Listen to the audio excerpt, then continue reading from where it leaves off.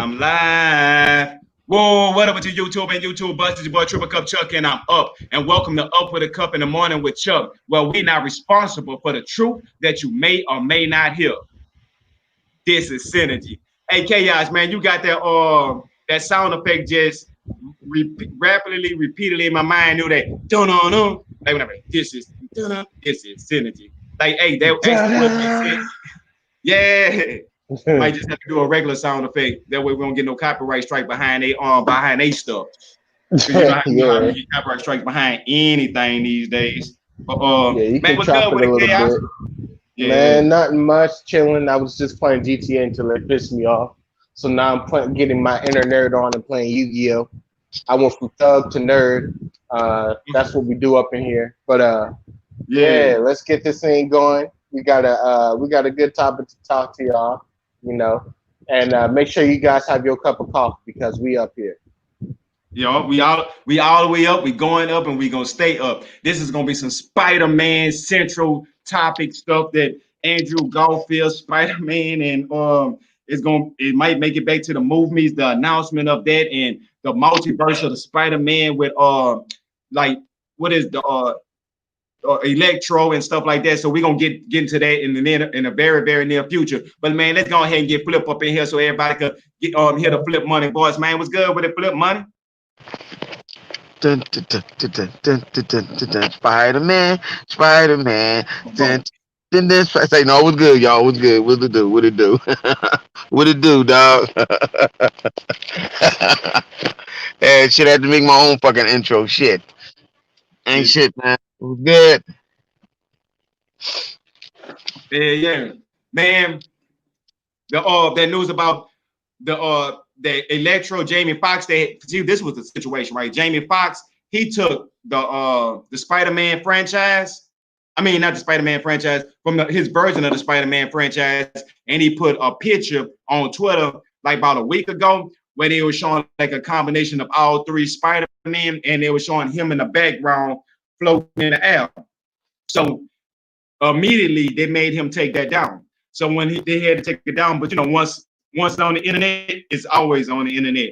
But once Jamie Foxx had put that image on the internet, everybody already was assuming that they were supposed to have some type of Spider-Verse where they introduced different Spider-Man into the next Spider-Man 3, and with the multiverse and how they was teasing it with Mysterio.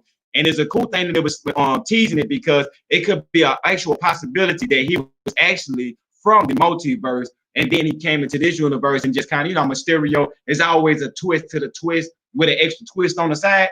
So with that being said, with the Sinister Six, is, you know, that's Sony end plan. I mean, end game is the Sinister Six and a Spider-Verse movie. So my thoughts is, why would they start off with Jamie Foxx first with Electro and bringing him into the MCU? I heard Kevin Feige said he liked Electro, and some of the cringy moments Kevin Feige said they when they was asking him for his advice what he should do with Electro, and some of the things that he said they needed to take out that he didn't take out was some of the main scenes that I felt like what took away from the character. And one of them was that he acting you know, that movements and the way that he said my name, like that cringy that, you know, saying, because that's what but I can't complain because back in the days it wasn't in-depth writing how we have now, where you get actually personality out of characters. Back when that was involved, it wasn't really personalities, especially when it came to like Jamie Foxx and Spider-Man and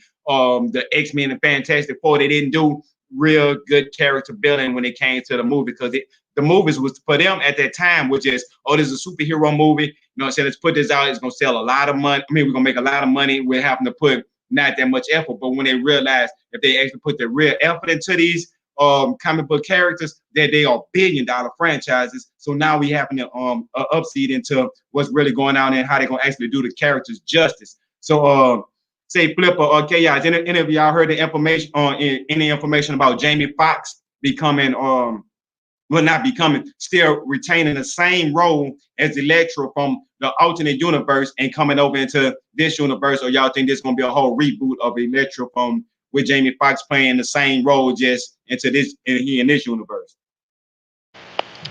Or It's country too? It's going to be a reboot. You think it's It gonna def- be a reboot? it definitely going to. You blanking or Flip? Did he get Hey, kicked out mid sentence? Yeah, he got kicked out mid sentence. He got kicked out. He got booted.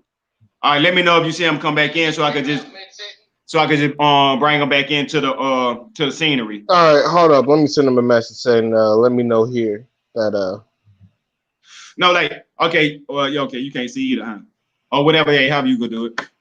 But man, hey, I guess Electro uses the powers to boot Flip out of here because I really feel like this Electro, the one that they did inside the Anderw Garfield Spider-Man Spider-Verse, I'm not Spider-Verse, the Amazing Spider-Man, that it was a good job, but it wasn't a good job. Like I like the whole concept of him getting the, powers with the exception with the electric eels, right?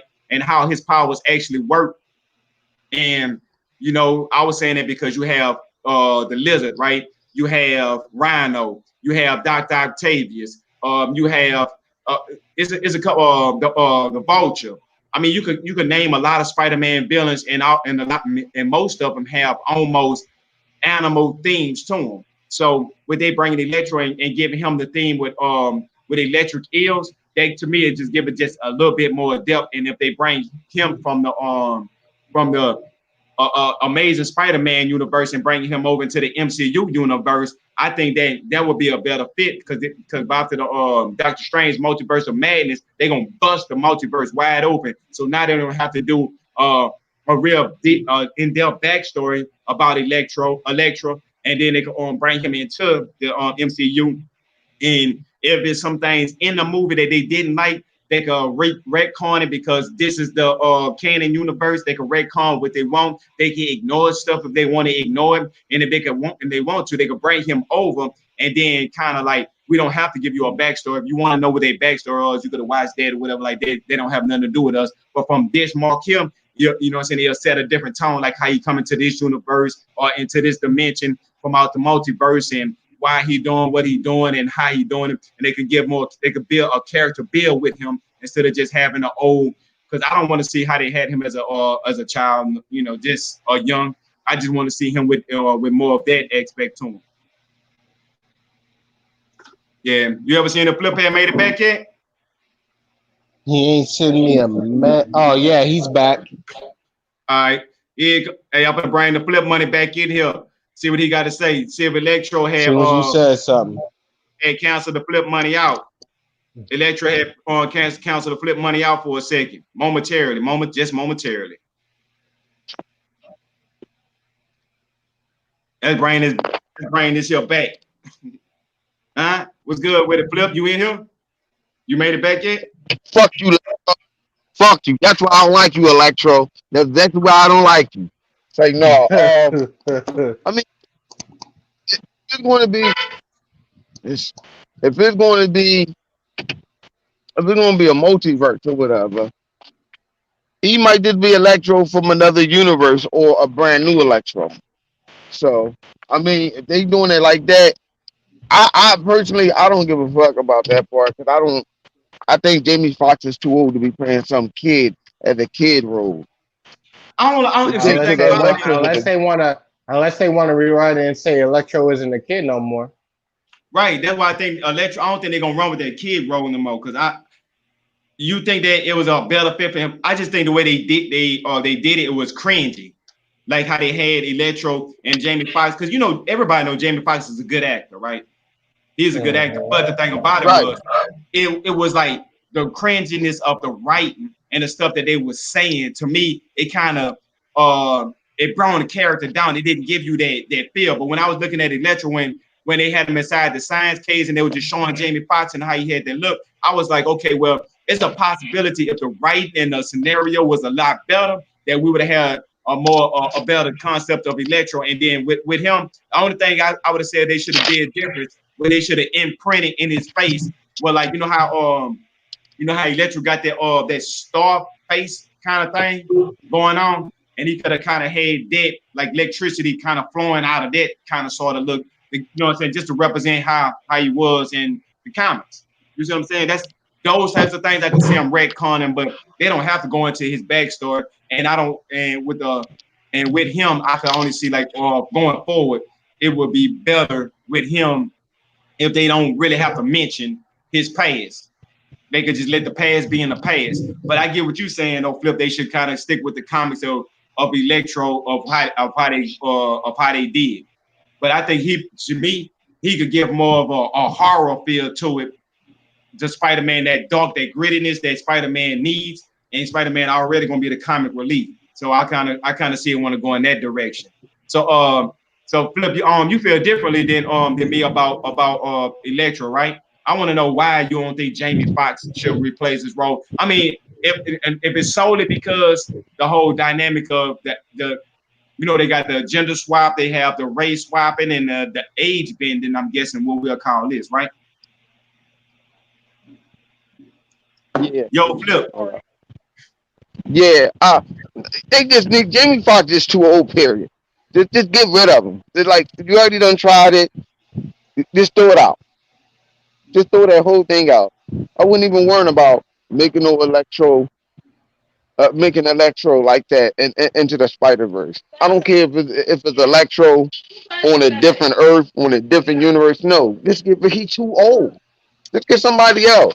Yeah, you could have just said Jamie Foxx was Electro Pop or something, or maybe Jamie Foxx was the reason why Electro became what he was, or something like that. Other than him just being Electro, I don't know. Give Jamie Foxx another A hell different shit. role. Get Jamie Foxx to play. Okay. Shit, give him play another character. That's how I see it. He can play somebody else. He don't gotta be Electro. You already done did it once. It didn't work. Now get rid of it. I thought the same exact thing at first, Flip. I was really in that same category. But when I was watching Jamie Foxx, I mean, literally, I rewatched it. This is my rewatch, rediscussion, you know what I'm saying, with the homies about Jamie Foxx, because I ain't seen it on The Amazing Spider-Man in years. I will admit. It was both of them, Amazing Spider-Man 1 and Amazing Spider-Man 2. I haven't watched them in years. And then when they was Jamie Foxx was announced he was coming back as Electro, I'm like, this is their best choice. Why him out of everybody, right? So I went. That's what made me have to go. Well, not have to go back. Intrigued and wanted to go back and rewatch The Amazing Spider-Man 2. I did that, and after I finished watching Amazing Spider-Man 2, it's like, okay, once I get past the cringiness of how the writing was, the core elements of how they did it, I could see them moving forward with it and it giving like with Electro and Mysterio, giving them the element of combinations, right? And that's some things that Spider-Man need with his future coming in.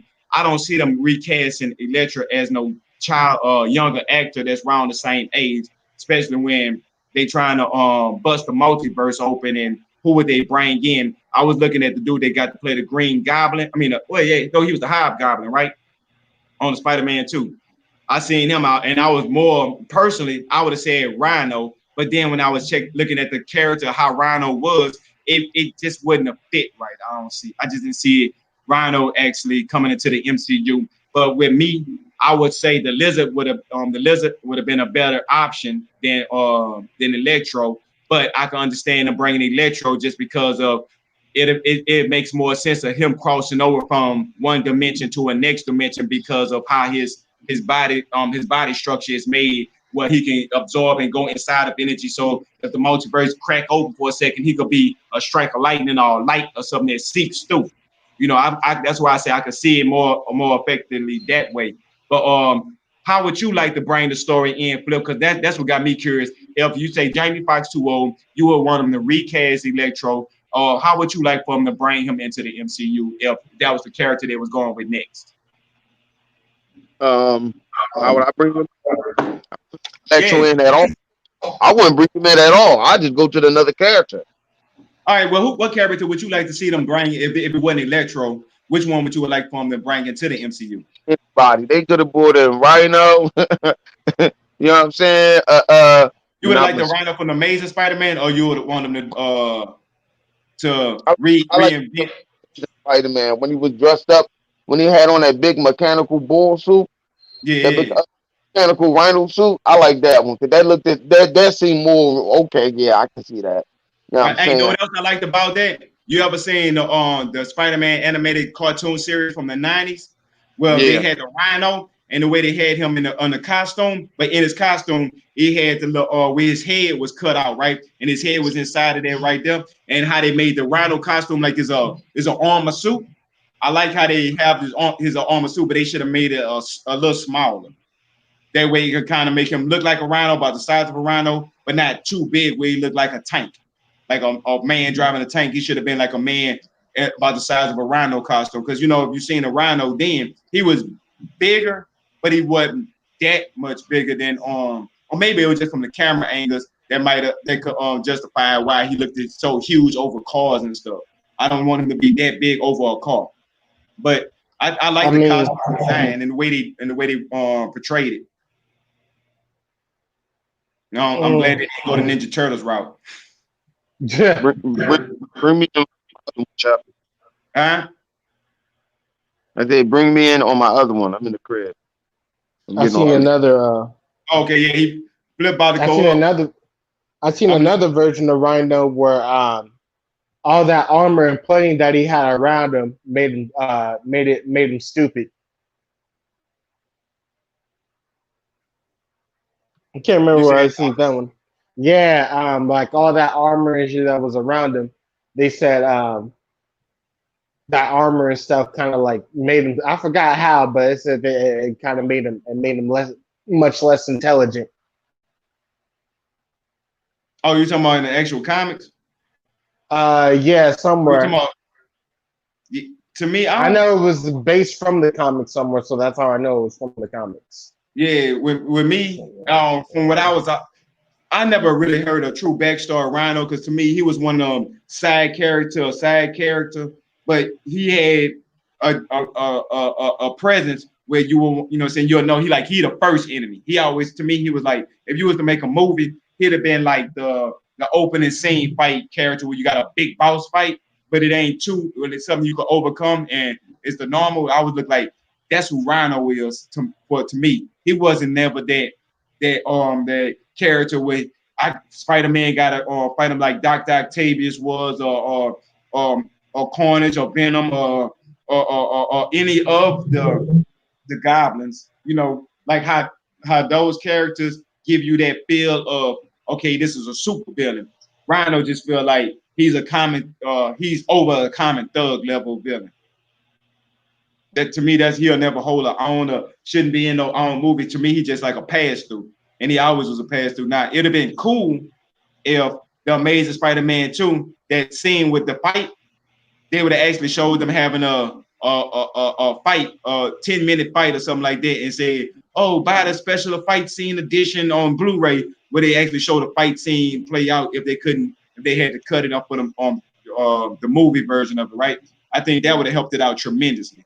But I digress about that. So who you think Chaos? Matter of fact, let me ask you what you think about Electro coming into the MCU. You think that that's a good look, or you think they should have recast him, or you feel like they should have brought somebody different?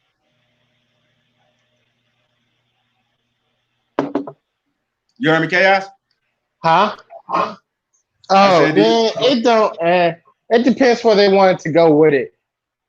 Like if they wanted to go with an adult, Electro, then yeah. But if they wanted to, change the way he was, then all right, nah, you choose a different actor. But it just depends on the direction they go. If you understand what I'm saying. They could have brought in the Shocker. They could have brought the Shocker in. oh, the Shocker's already in though. The Shocker was Yeah, on. The yeah. Shocker He is was on already the first there. one. Yeah, Who playing the the Shocker? Vulture there. The Shocker there. Who else there? The Vulture, Scorpion there. So the only people that they actually missing is They got Scorpion. I didn't see Scorpion. he's Scorpion now. He got the Scorpion tattoo on his neck. He was damn Who he was was he? in prison. Yeah, in prison, right? At the very last scene in prison when the dude that walked up to the Vulture and asked him he think he know who Spider-Man really is, and he asked him who he was, right? That's the Scorpion. He was in the movie. He had other enough. They showed him enough. And I forgot that the black dude with the gap in his mouth that's bald headed. He is the new Shocker. You know which one I'm talking about? No, who you talking about? All right, the black dude on the Amazing Spider-Man, right? The first one, not the Amazing Spider-Man Homecoming. On the first Homecoming, they showed that's when they were fighting the Vulture, and they had the Shocker in there, right? And that's the dude that punched Spider-Man against the bus with the glove on. That's the Shocker, right? The Scorpion. The Scorpion was at the end of the movie. He was the dude that was bald headed. He had a scorpion tattoo on his neck, and he was a scorpion on. And he asked the Vulture who Spider-Man true identity was. Did he know who Spider-Man was? And he was like, no. So you already had the Vulture, the Scorpion, the Shocker, Mysterio. All right, who the only people they missing is the Green Goblin, with a Green Goblin, Hobgoblin, and Electro, right? And there's a couple out of the main Sinister Six, like Dr. Octavius. There's a couple of other key characters that they missing. So like that one. With that being said, Chaos, I know that you know that they're building towards the Sinister Six. So I know that you feel like you don't have a dog in this fight, that you don't care neither way or the other, right? You don't care if they take Electro. Oh yeah, I love it. I love the Sinister Six. Oh yeah, bring the Sinister Six. Right, but that's what I'm saying. If they're gonna bring the Sinister Six, you know they got to bring Electro into the core MCU to bring him into the the Tom Holland Spider-Man universe, I guess. Whichever. I guess this might be the 316, but I don't know. They make the shit so confusing sometimes. Is 1 minute is this way, then you completely going in the opposite direction. Yeah, but so Flip, you back in it yet? Yeah, I'm here. Okay, cool. Yeah, so when I was looking at Into the Spider-Verse, when I was looking at the movie Amazing Spider-Man 2, I was noticing some tidbits like, okay, Electro, they never showed him die. And a rule of thumb, if people don't know, and ain't talking about thumbs up, thumbs down, talking about this rule of thumb. If you do not see a funeral, this character inside of a grave, then they are not dead. They just gonna have to, because they always come back. I mean, heck, Triple Cup. I mean, even in comic books, even if you do see them in the grave, they still ain't dead. Right. They find a way back, huh? Mm-hmm. They always find a way back. Yeah, and that was another crazy thing when I was looking at it, like Mysterio off of Spider-Man 2. Everybody have that. Is he dead? He's not dead. I mean, let's be honest. That's almost like when people saying is Superman dead off of Justice League, right? So that is the greatest spell in the world when they're trying to hide his Mysterio dead. The only way they can I don't even see they can get away with saying Mysterio dead, because it just don't register to me, because they left it too wide open, and yeah, and I don't see no reason for him killing him off, not that fast at least. But when I was watching the Amazing Spider-Man 2, my biggest thing was, all right, when they was introducing Spider-Man and Gwen relationship and their dynamic, I didn't like Peter Parker. I really was judging the movie at first, the whole entire movie, off of why how bad of a Peter Parker, because to me it just didn't feel like Peter. It felt more like the cool kid. Like he kind of felt like the role that you would have seen Flash Thompson play, right? I kind of, she just kind of gave me that feel, like that Flash Thompson was in 2020, cool, hey, but at the same time, he the bully kid, but they just kind of, I don't know, to me, it just didn't feel like Spider-Man. But then when he put on the mask and was acting like Spider-Man and doing the Spider-Man stuff, it was more Spider-Man. But that don't have nothing to do with the actor himself. So those types of things kind of pushed me away from the Amazing Spider-Man. So when I went back to rewatch it, I went in there with an open mind of, I know I don't care for this Spider-Man, but I was more focused on Jamie Foxx and his performance and what's going on, and why Kevin Feige is so interested in bringing back Jamie Foxx. went in there, and then I noticed if they would have took out that cringiness, and I heard that Kevin Foggy when he was You it was might be actually a for his fan of it. opinion, that's what he was saying take out.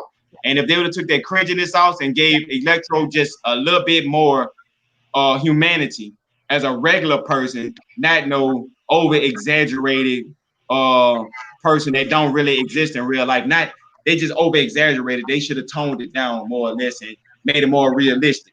Without that, it just kind of fell short. So that's why when I seen that, I was like, you know what?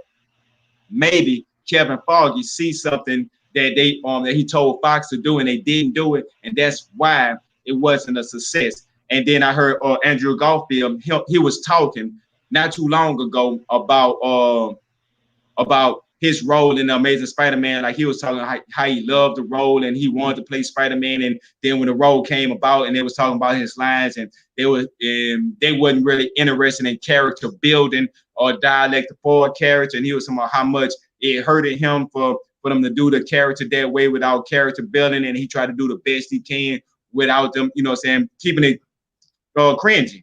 Basically, that's the only thing they wanted to do. They wanted to keep it cringy. So when they was able to do that, he said that's the reason why the movie wasn't as good as it could have been, just on the simple fact of they wanted to keep it cringy and bubbly, more or less than anything. So what about this? What about this film? Which Spider-Man y'all would like to see in Spider-Man 3? Because you know they said if they're gonna bust open the multiverse, which Spider-Man y'all would like to see coming to the MCU from out for different dimensions? The Spot. 2099. Bring back the Spot. Fuck that. I like to see the Spot. Spider-Man villain. That's a real villain. The Spot. I would like to see him then. Shit. He a dude who gonna open a small portal and jump through black holes and stuff like that. Shit, bring his ass back. Shit. He dressed up in all white with black spot around his face and shit.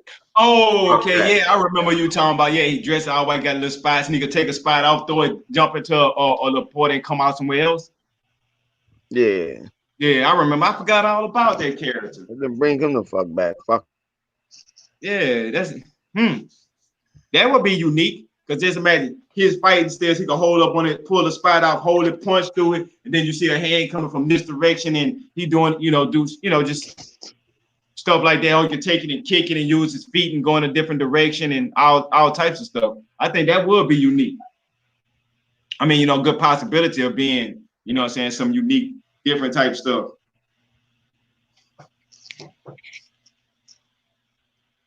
But yeah. But the only thing I could see about them coming out with the new Spider-Man. Hold on, I ain't finished, Chuck. Chuck. Why they should bring him back though, Chuck? That he the best one to do it because them portal is ultimate dimension that he opens up. That's what that is. That ain't nothing but an ultimate dimension. The Spot. He create alternate open up portal to alternate dimension. That's all that is. Fuck that. Bring him back. Let him be the reason why this shit went wacky. Cause he not only that he is a fucking scientist. Shit, they gonna bring into the Spider-Verse, make Mr. Spot be the make the Spot be the one that open up the universe and stuff like that. Cause he have that ability. That's what that shit is. All that shit is an alternate black hole that opened up the alternate universes and stuff. They didn't do that because the boy is a scientist. So fuck it. Bring him back. Hey, Flip, to be honest with you, that is a good one. That's like a really good one because he is a character that's not known well enough to the Marvel normally that's what they do. They take the character that's they known but not well known and make them to be well known. And I like the way they do, like how they did with Killmonger. Like Killmonger, you had to be a hardcore comic book fan, and most importantly, you had to understand Black Panther and read some of Black Panther comics to know who Killmonger was. So now that they brought him to Killmonger's a household name. So I can see that happening too, Flip. That can happen. But the only thing about that is I was looking at with the Spider-Man 3, right? Spider-Man 3, from what I was hearing, so these are some of the scenarios that they're gonna have Kraven a hunter. He's gonna be trying to track down Spider-Man. You're gonna have Daredevil or She-Hulk becoming Spider-Man lawyer. You're gonna have no. I got one for you, Chuck. I got one. You can add the Spock and Chakra. Chakra is a what is she? She's a supernatural being. You know what I'm saying? She's a prayer like a supernatural being or whatever. I could see them two right there and Spider-Man fighting something that he can't deal with all the time because he always deal with characters that had something to do with technological science and stuff like that. So you add them two combination, someone who like some type of demon or whatever, and someone who can create the portal to the multiverse. Then you bring in Doctor Strange that help him handle with that. There you go. Right, Yo, right. Disney, call me. Yeah. Hit me up. I got my own crew. I got my own crew. Fuck that. Hit me up. Yeah, Oh shit. I could see that, and that could make. But then what about this here? You still have Sony as a corporation. They want to bust open the Spider-Verse. I just thought about this here. We still have these characters because we can't forget Spider-Man is not the MCU property. He's a Sony property, which they trying to open up the Spider-Verse. Which Venom, they trying to campaign to put Venom and Carnage, all of them inside of the MCU. So, and the best way to put them inside the MCU is put them in a Spider-Man movie, which they own the rights to, which they could say, hey, we want our characters inside the Spider-Man movie. So you have Morpheus, Venom, Carnage, and all these other characters, and you kind of put Spider-Man fighting through who he is, fighting through the multiverse of characters and stuff like that. They have so much stuff that Spider-Man could go to on Spider-Man 3. And then you have Jamie Foxx as Electro. I don't mean Electro, but I know that they got a lot of people with a lot of mixed feelings about Jamie Foxx being Electro. But with me personally, by me rewatching it, I actually had the opportunity to sit back and observe everything that was going on. And I won't say that it wasn't his fault. Everything that he did with Electro, it could have been better. I'm telling you, it was not his fault. Right, yeah. He did good. He did good for his part. For what he was, he did what he was supposed to do. As in, what was outside of his ability, that was not. That is not on him, and that's why I've been trying to tell people. They'll be like, "Oh, he didn't play good." No, that he played good for what he was supposed to do. When you're talking about writing and stuff like that and their decisions, that's not on Jamie Foxx. That's on them. Right. Because he did not play a bad Electra for what he was supposed to portray. Right. Yeah, but back to the topic though, man. I want to see my boy Spider-Man 2099, although I doubt that I see it. But he did get put in present day.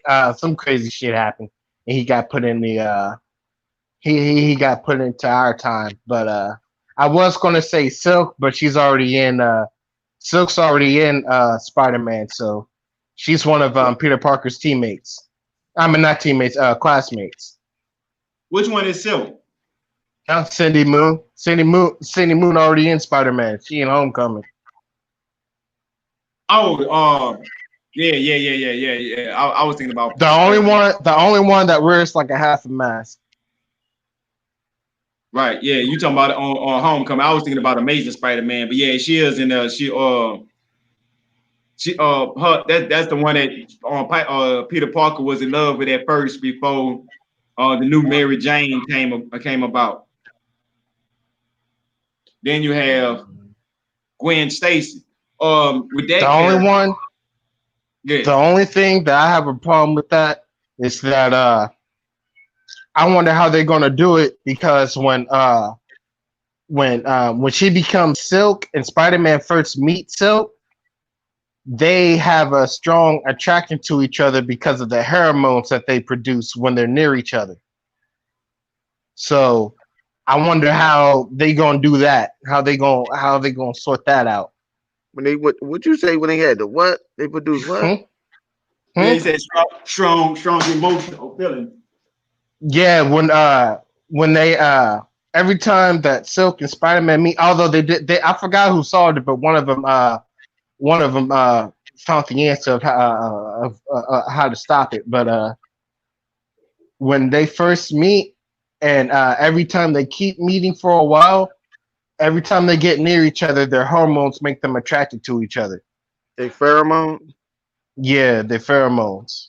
Yeah, Come on. shit, man. I'd rather see her do that. Yeah. Only thing They, about with that is I don't see them And she being able. got bit. And she got bit from the same spider as Peter Parker. The exact same spider. I thought So the I wonder spider, how they're gonna do that too. right?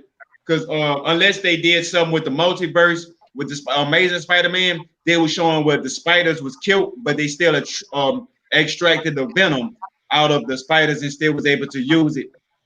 I kind of like that concept, and then they get you know what I'm saying, with Peter Parker in his blood and his Yeah, DNA. but But the to me, thing about that I don't like, the only thing about that I don't like is that when she got bit, I forgot what happened between then, but she ended up being locked up with quite a few people. I forgot the person who was holding them there, and he ended up dying, so they were all stuck there locked up until Peter Parker came there to free them. So it's like I don't know how they're gonna do that. Because yeah, if she is supposed to be because she's supposed to be Silk, and she's supposed to be Silk by all this time, because it's Peter Parker and Spider-Man right now. She's supposed to be Silk right now. right. But see, that's the thing. They might, I don't know. But with the MCU, the way they operate is they take from the comics, but they don't go from the comics. So with that, it might be they might introduce her you in a right about different that. way. Yeah, this one they may have to change quite a bit because she Because down here she the Vulture's daughter, right? I don't think that's the one. Huh? Oh, the I don't Vulture daughter, think she gonna that's be Black Cat. What? Who huh? talking about the Because Vulture daughter? What, y'all? What? now I'm saying which who she's supposed to be, because I thought that was the one that's supposed to be Black Cat. For what I was saying inside the MCU, the Vulture offers the Amazing Spider-Man, Homecoming, right? Remember at the end of Homecoming they had to move away. Mm-hmm. Yeah, I was saying I thought that she was gonna be Black Cat. You know what? You Oh, you talking about the young jet. I thought that was supposed to be whatchamacallit, yo. I thought that was supposed to be Gwen. I thought that was supposed to be Gwen Stacy. And I said, then I'm looking like, wait a minute. yeah, but her name wasn't Gwen, was it? No, it No, wasn't. I don't know. It I think should. they changed. They kind of changed the names of the characters. They do. They Mary do. Jane ain't Mary Jane. It's because it was Mary Jane Watson or Hold some on. shit like that. I don't remember. But yeah, which character you was talking about on Chaos? I thought it was talking about the Vulture daughter off Amazing Spider-Man. I mean off Homecoming. You heard me? That could be it. That could be her. She's all right. She's the black daughter from the Vulture, from him and his wife, and that was the girl that was supposed to be Peter Parker, who he was in love with. She invited him to come over to his to their party and bring Spider-Man, and that's when Spider-Man had to wasn't gonna show up until Flash was talking shit. So Spider-Man was about to come in with, then he had a call and stuff like that he had to go to. So I thought saying that she was supposed to play Black Cat, but maybe not. But with the MCU, you don't never know. So with that, I'm kind of intrigued because I don't know. If I did know, I wouldn't be as interested in saying, oh, I know what they about to do. I know what's going on. I know what's happening and stuff like that. If I No, see she wasn't. She wasn't. She wasn't. She wasn't in there. She wasn't. No, that's not her. That's not her. That's not that's her. not her. Yeah, I had to look up the cast. I had to look up the cast. I had to look at no. She the Asian chick. Remember when in Homecoming when they were doing what group was that Spider-Man was in? That Peter Parker was in? Remember he was like with this little group, this little team, like at school? The second She's in that team. No, in the first one. She was in the first one. The team on the Yeah, and first, the school had the little contest. the debate team. It could be the debate team. I don't know. Yeah, but she's on that team. She was there. She's the Asian chick. I'm gonna have to go back and watch. Yeah, but she in there. Huh. I might have to go back and check it out because I didn't recall seeing her, but I like the way they do it. They put them in the background for you to be able to go back and see. They give you a reason to go back and watch these movies again. Because you know, sometimes you only want to see the movie again until without Easter eggs. I couldn't watch a movie twice. So yeah, you got to put something into it. But yeah, that would be. I don't know. Yeah. I was like, I don't remember the Vulture started being Asian. Yeah, no, she was the black. She was black. Yeah. Yeah, no, that's not. No. Yeah, but unlike Spider-Man, she can produce organic weapons from her fingertips. Like not Andrew Garfield, like Like the first Peter Parker. yeah. But like instead of its wrist, it's from her fingertips. Oh, okay, yeah. Yeah. At least it ain't coming out her butt. Yeah. Like in the comics, she's supposed to be more agile, and I think she's supposed to be slightly faster, while Peter Parker is supposed to be stronger. Yeah. I don't mind the give and take when they do stuff like that. If a person faster, I can see the person that's slower being stronger. To give it that balance. Yeah. It should be a common theme of a balance scale. I don't care. She's not as strong, but she's faster and more agile. I think her spider senses are better too. I could be wrong. I want to say her spider senses are better. Yeah. So what about the old boy that played in Amazing Spider-Man, the Green Goblin? You think they should bring any of the aspects of Oscorp from the Amazing Spider-Man? You think they should scrap all that? Yeah, with the Green Goblin. Nah, I did not like that. I didn't really care for how they did that. I didn't really care for how they did that. I mean, they kind of sort of did the same way as the first Spider-Man movie. Because New Goblin's one of my favorite Spider-Man characters. You said the New Goblin? Yeah, the New Goblin's one of my favorites. Which one is the New Goblin? His son. Green Goblin's son. I'm talking about, I know that, but which one? Like off of which Spider-Man? Because it's so many of them. Talking about for Homecoming Spider-Man, Amazing Spider-Man, Spider-Man. No, he's not in there yet. Are you talking about the one that's off the? I don't like the one that's in. I don't like the one in. God dang it! And Amazing Spider-Man. To me, I don't know. I ain't gonna say I disliked him. I just didn't like. I like how they made him, but I didn't like how they portrayed him. If that makes sense.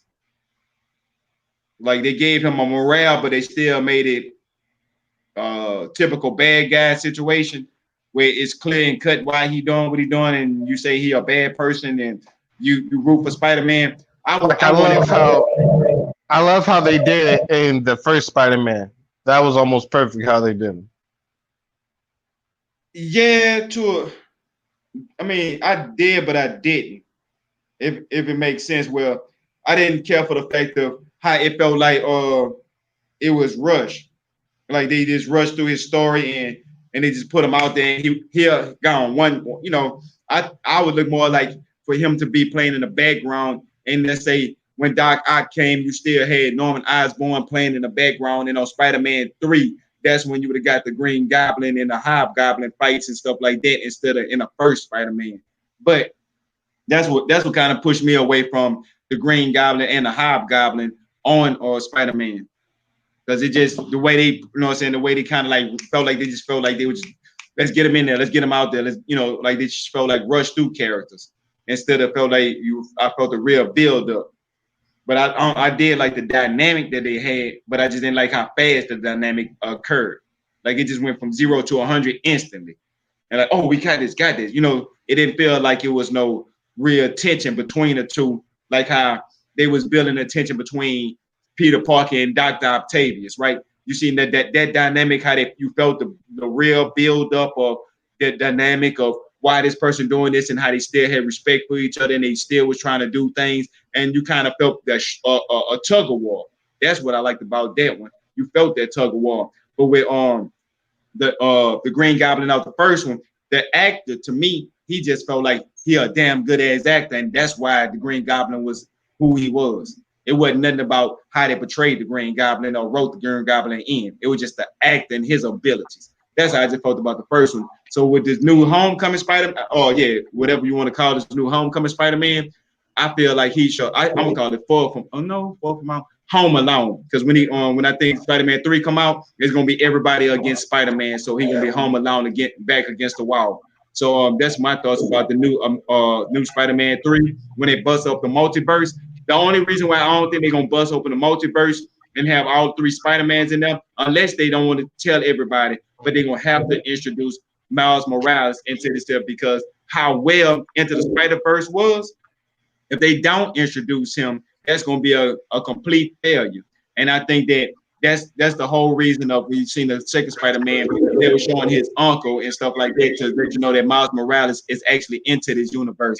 But the age difference, I think they're going to have to try to retcon it or try to, they're going to have to find a way to be able to give us Spider-Man Peter Parker with, not Tobey Maguire, but what's the new one is? Anderw Garfield and the young boy that's with Spider-Man now. About his age. And I forget that little dude name. Tom Hardy, yeah. With him and his age, he's still young, and they playing him in high school. It's gonna be hard to bring Miles Morales into it until after these events. So from the bus of a multiverse with Spider-Man, it will have to be more than Spider-Man 3 because they're gonna have to get him Miles Morales because of the way how good the Spider-Verse was. But I just think this is a step in the right direction by introducing Electro into it to say Spider-Man and Spider-Verse is good. You know what I'm saying? Man, what's good with it, man? Drinks up with your boy, man. We up with a cup in the morning with you, talking about Spider-Man, nothing but Spider-Man and all Spider-Man as Spider-Man goes. With Electro and everything else that's going into this Spider-Verse. But with that, man, I don't even know if Spider-Man 3 is going to be as built up as good as it could be by us saying they could add this, and this. They may go in a completely different direction, and it might be a fail. But with that being said, say Chaos, you ain't really give a chance of let's say Spider-Man 3, which direction would you would prefer them to go in? But I digress. What you got to say? Get stuff off the chest. He said add Meek Mill. Add Meek Mills. He said Meek Mill can play a better Electro. Get out. Take your shit and get out. Hey, they should have made Dr. Manhattan look like that, though. How Electro look, that's how Dr. Manhattan should have looked instead of looking like somebody that's dipped in some blue. Dang, he do look like Dr. Manhattan a little bit. Jamie Foxx's Electro. He do. Yeah. I ain't going. Yep, he do. Fuck that. He really do. That. Get rid of that corny ass shit. Fuck that. I don't want to see no fucking nut ass Jamie Foxx. Let that motherfucker be on Dr. Manhattan. Hashtag Jamie Foxx as Dr. Manhattan.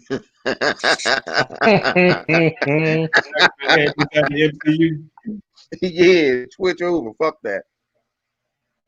Yeah, I don't think so. I don't think that'll be a good look for Jamie Foxx.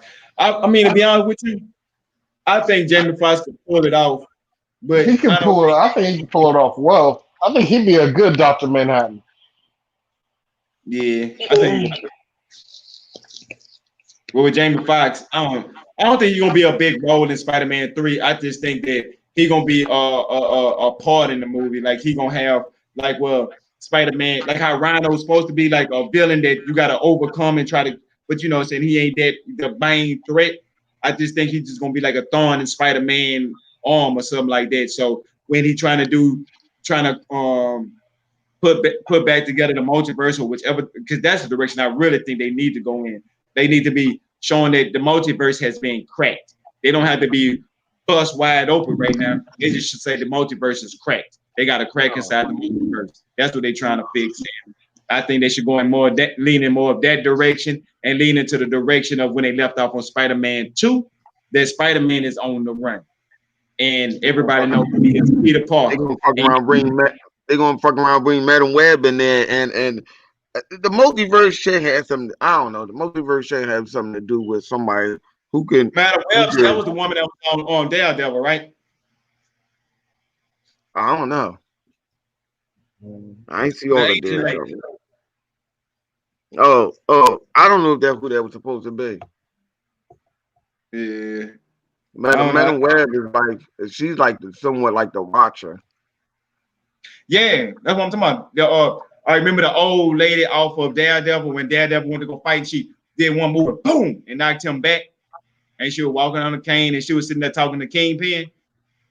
No, that is not Madam Web, bruh. I don't know who the hell that is. I didn't even see that episode. So I can't even tell you, bro. It's That's not my. on I don't Daredevil. think that's Madam Web, my chief. I mean, everything that she said had to do with like her. She'll say, "Where you from?"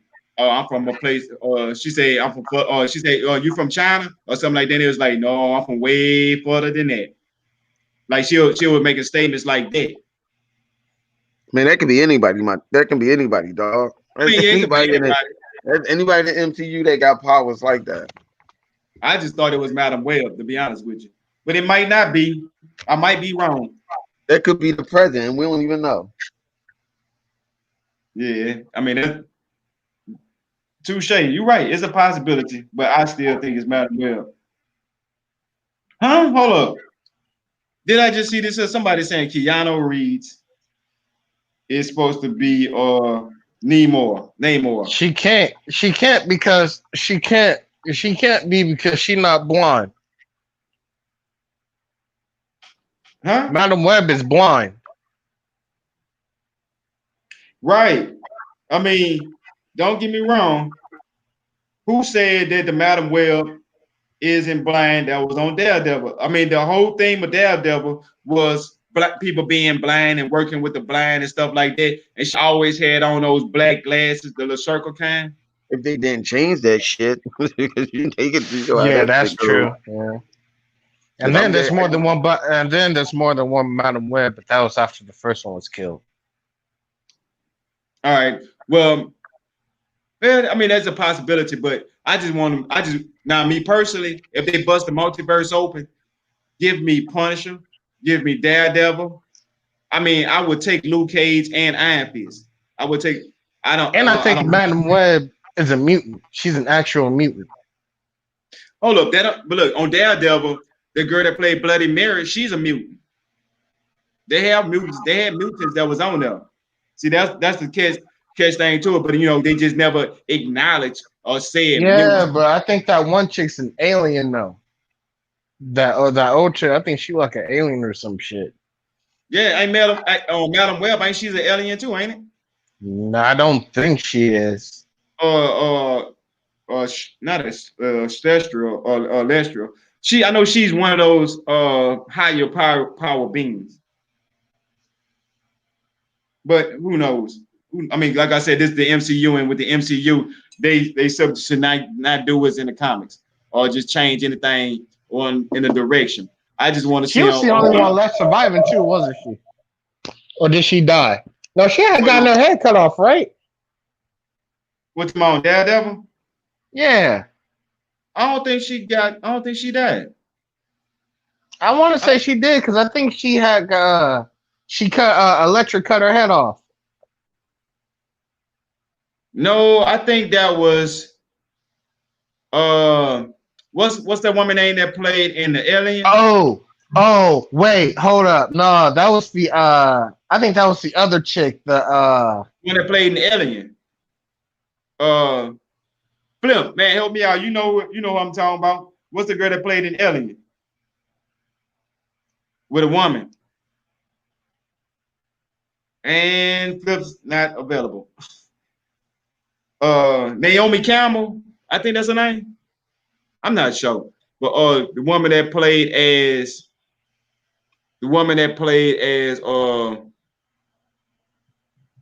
where's the hell? The woman that played The Oh, boss wait a lady. minute, wait a minute. You said that lady was Asian?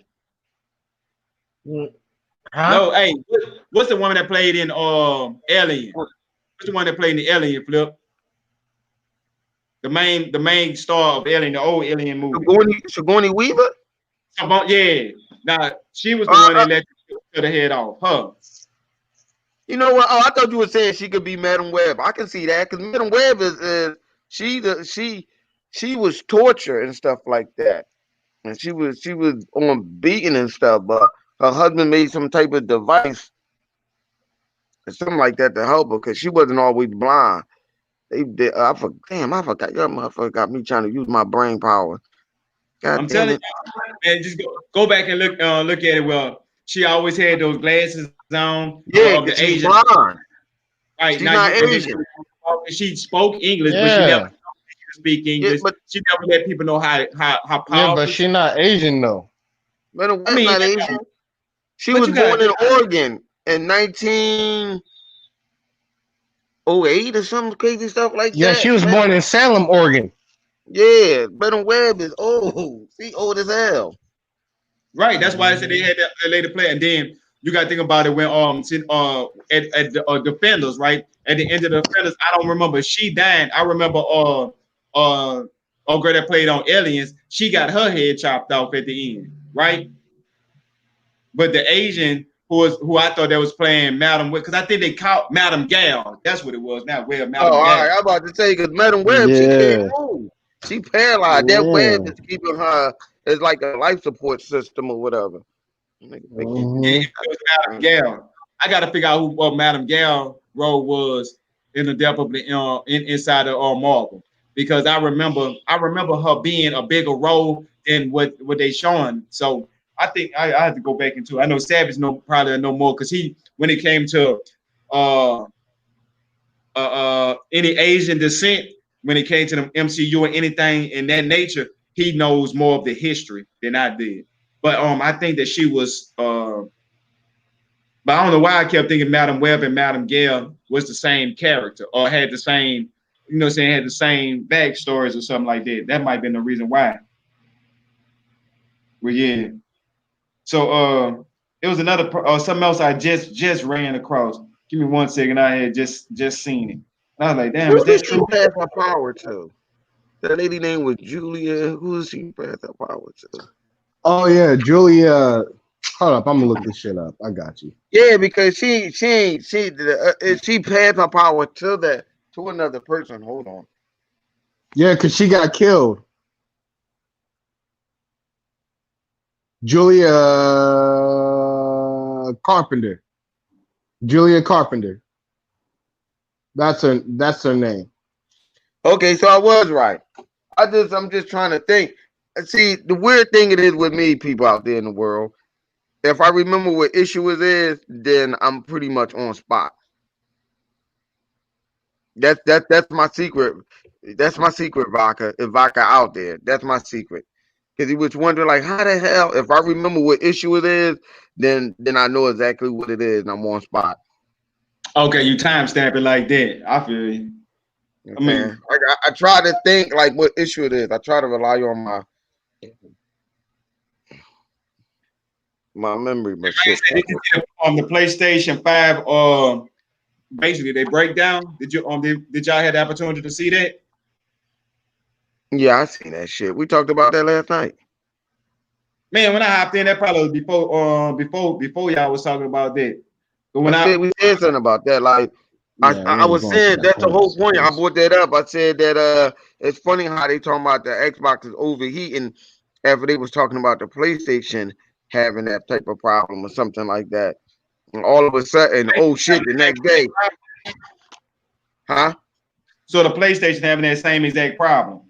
It was the PlayStation that was first. They were talking about that. I heard that shit from the PlayStation first about when they were showing it, and they were talking about how hot it was in the room and all that other stuff. But then they gonna say the next thing you know, the next day, oh, the Xbox is overheating. Hold on. Right. I mean, see, me personally, when I was here, they were talking about the Xbox was overheating, Xbox overheating. And then when they were doing a breakdown on the PlayStation, I mean, it felt like you might be right because it was overlooked. Because the first thing I was hearing about was the Xbox. The Xbox overheating. The Xbox is doing this, or the Xbox is doing that. I ain't never hear them talking about the PlayStation that's doing the exact same thing.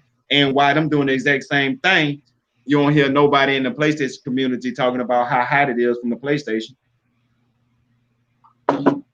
But I ain't get a chance to see the breakdown personally. I might go back and check it out.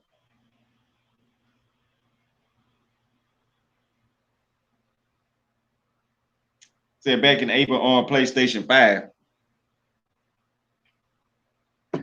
Back in April on the rumor. But see, the thing about it with the PlayStation 5, for me personally, I know I ain't better get the first load of them. So I better play the Spider-Man Miles Morales had to be on the PlayStation 4 because the PlayStation 5, you gotta know people that know people to get your hands on one.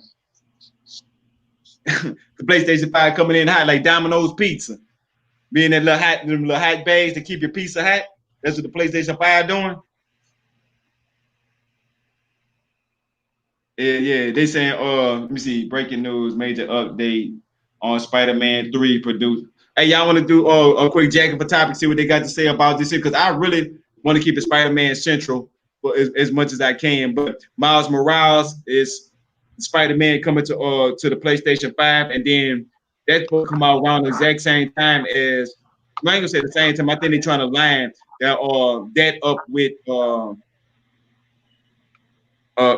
line that up with Spider-Man. So if you get the Spider-Man on PlayStation, not Spider-Man PlayStation 4 Miles Morales with the next Spider-Man 2, I think they're gonna try to line that up with the movie. Because I don't think the next Spider-Man movie don't come out to what, 2022? I don't even think Sony gonna have right for that. All time that comes out. I think, yeah. Because I think it's gonna line up perfectly when they gonna drop. Because see, right now, when the PlayStation 5 come out, we gonna have the Miles Morales Spider-Man, right? So Miles having that now, and then all the Marvel and DC movies has been pretty much shift back a year. So by the time they make the next Spider-Man movie, they're gonna have the next Spider-Man 2.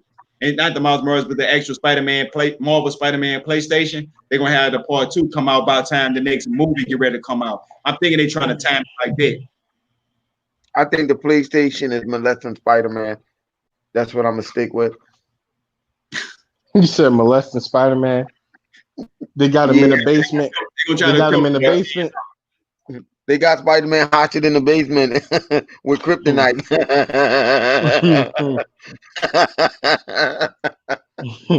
Yes, indeed, that's crazy.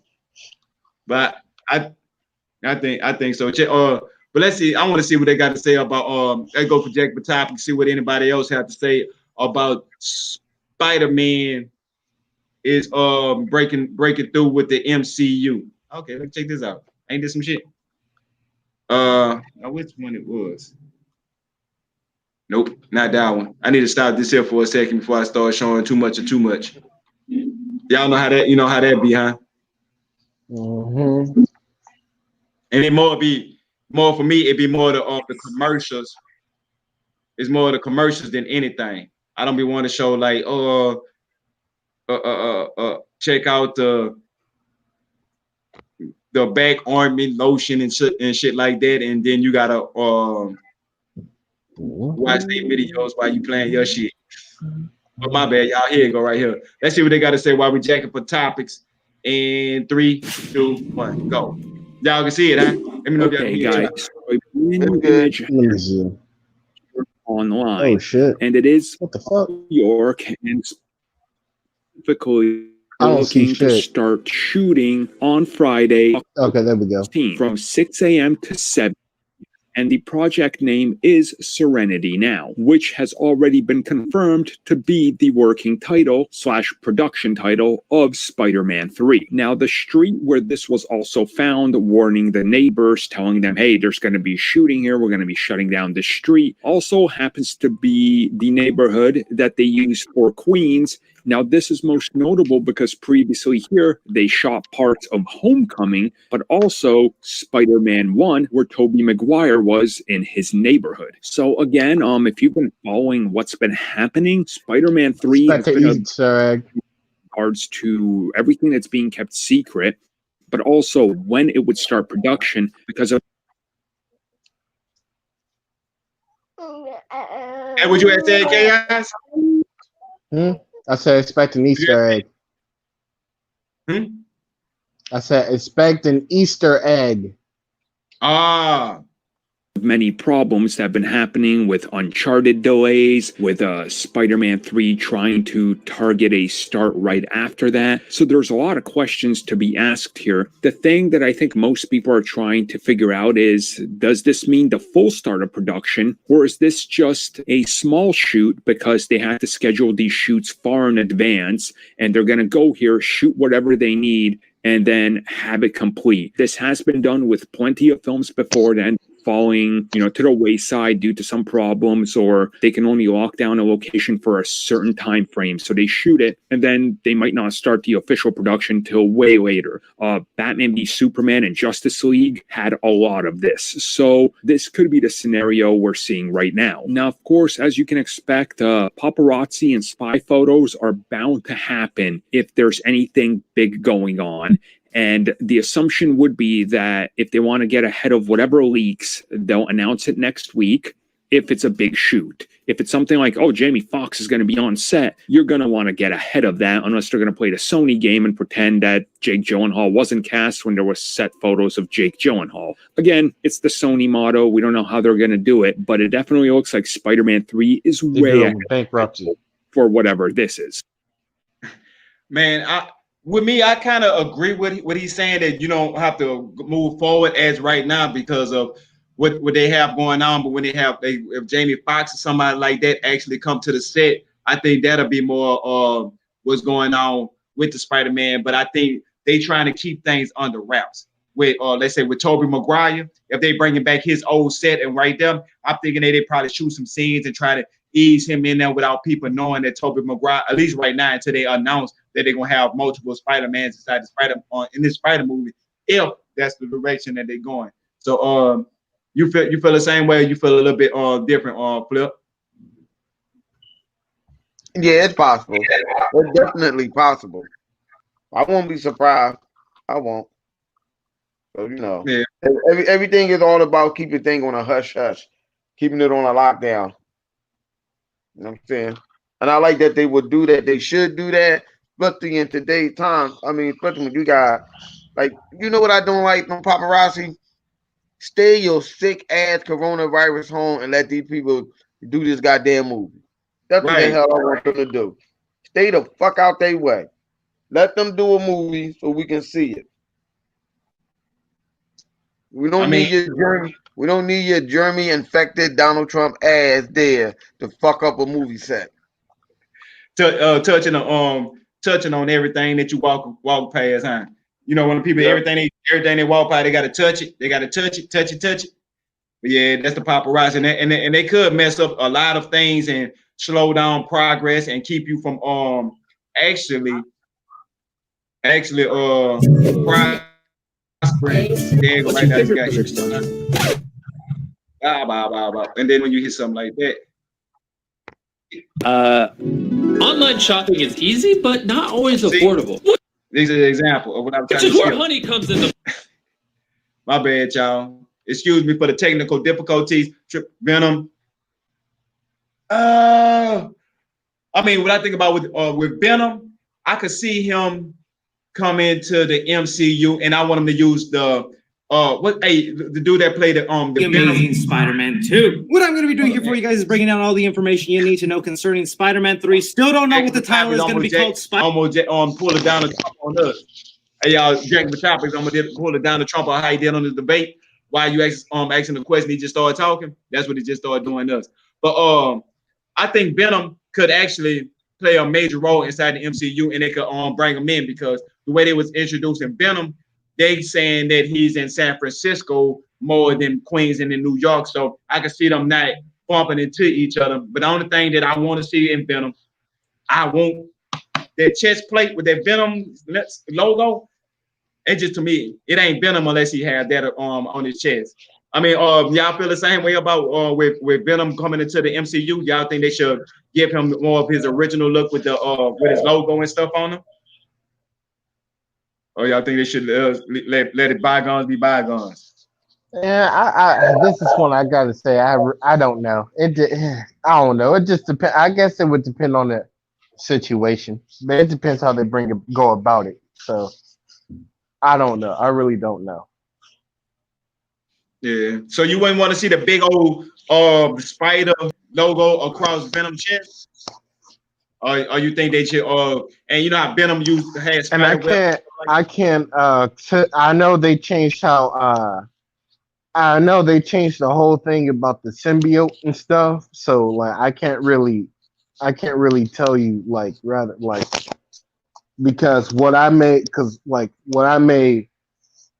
be thinking may be changed in the comic book. So I can't really give a good definite answer on that.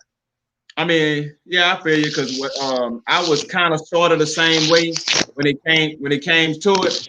And I was like, man, did they change the backstory with Venom? Because I always knew Venom to work with Peter Parker and be a jealous, salty type person, and I always was envy of Peter Parker on some type of way, form, or fashion. And then after you get the them envy, that's when you have the scenario with he get the Venom suit. And when they didn't go that direction, I was more on the defense. Like, is this the one that I want, or how they gonna do it? What's your favorite browser extension? Yeah, my bad, y'all. I did it again.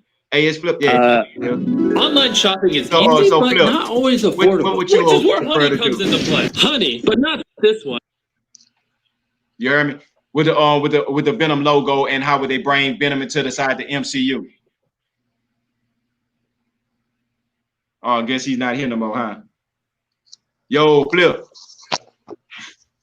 Yeah, I don't know, but I mean he's still in here, but he just ain't talking. Okay, well, good. Then we're gonna go ahead and jack the topic, see what he got to say about Spider-Man into. I'm gonna be in the new Spider-Man movie. Oh, there he is. Hey, say Flip. So what you think He about gonna be Black Loki. the Loki? Hey, so what you think about Venom? Let's say if they bring him into the MCU, would you like to see them bring the original comic book look of Venom with the spider logo on his chest, or and then by him being in San Francisco with the character and the Venom that we have now? Should they just recast, or drop, or you think that they should just use him and add him inside of the MCU? Man, leave Venom alone. Fuck Venom. You got Okay, other characters. You got other characters you can deal with. I don't want to see Venom. They fucked Venom up so bad. I got a funny feeling. I listen here.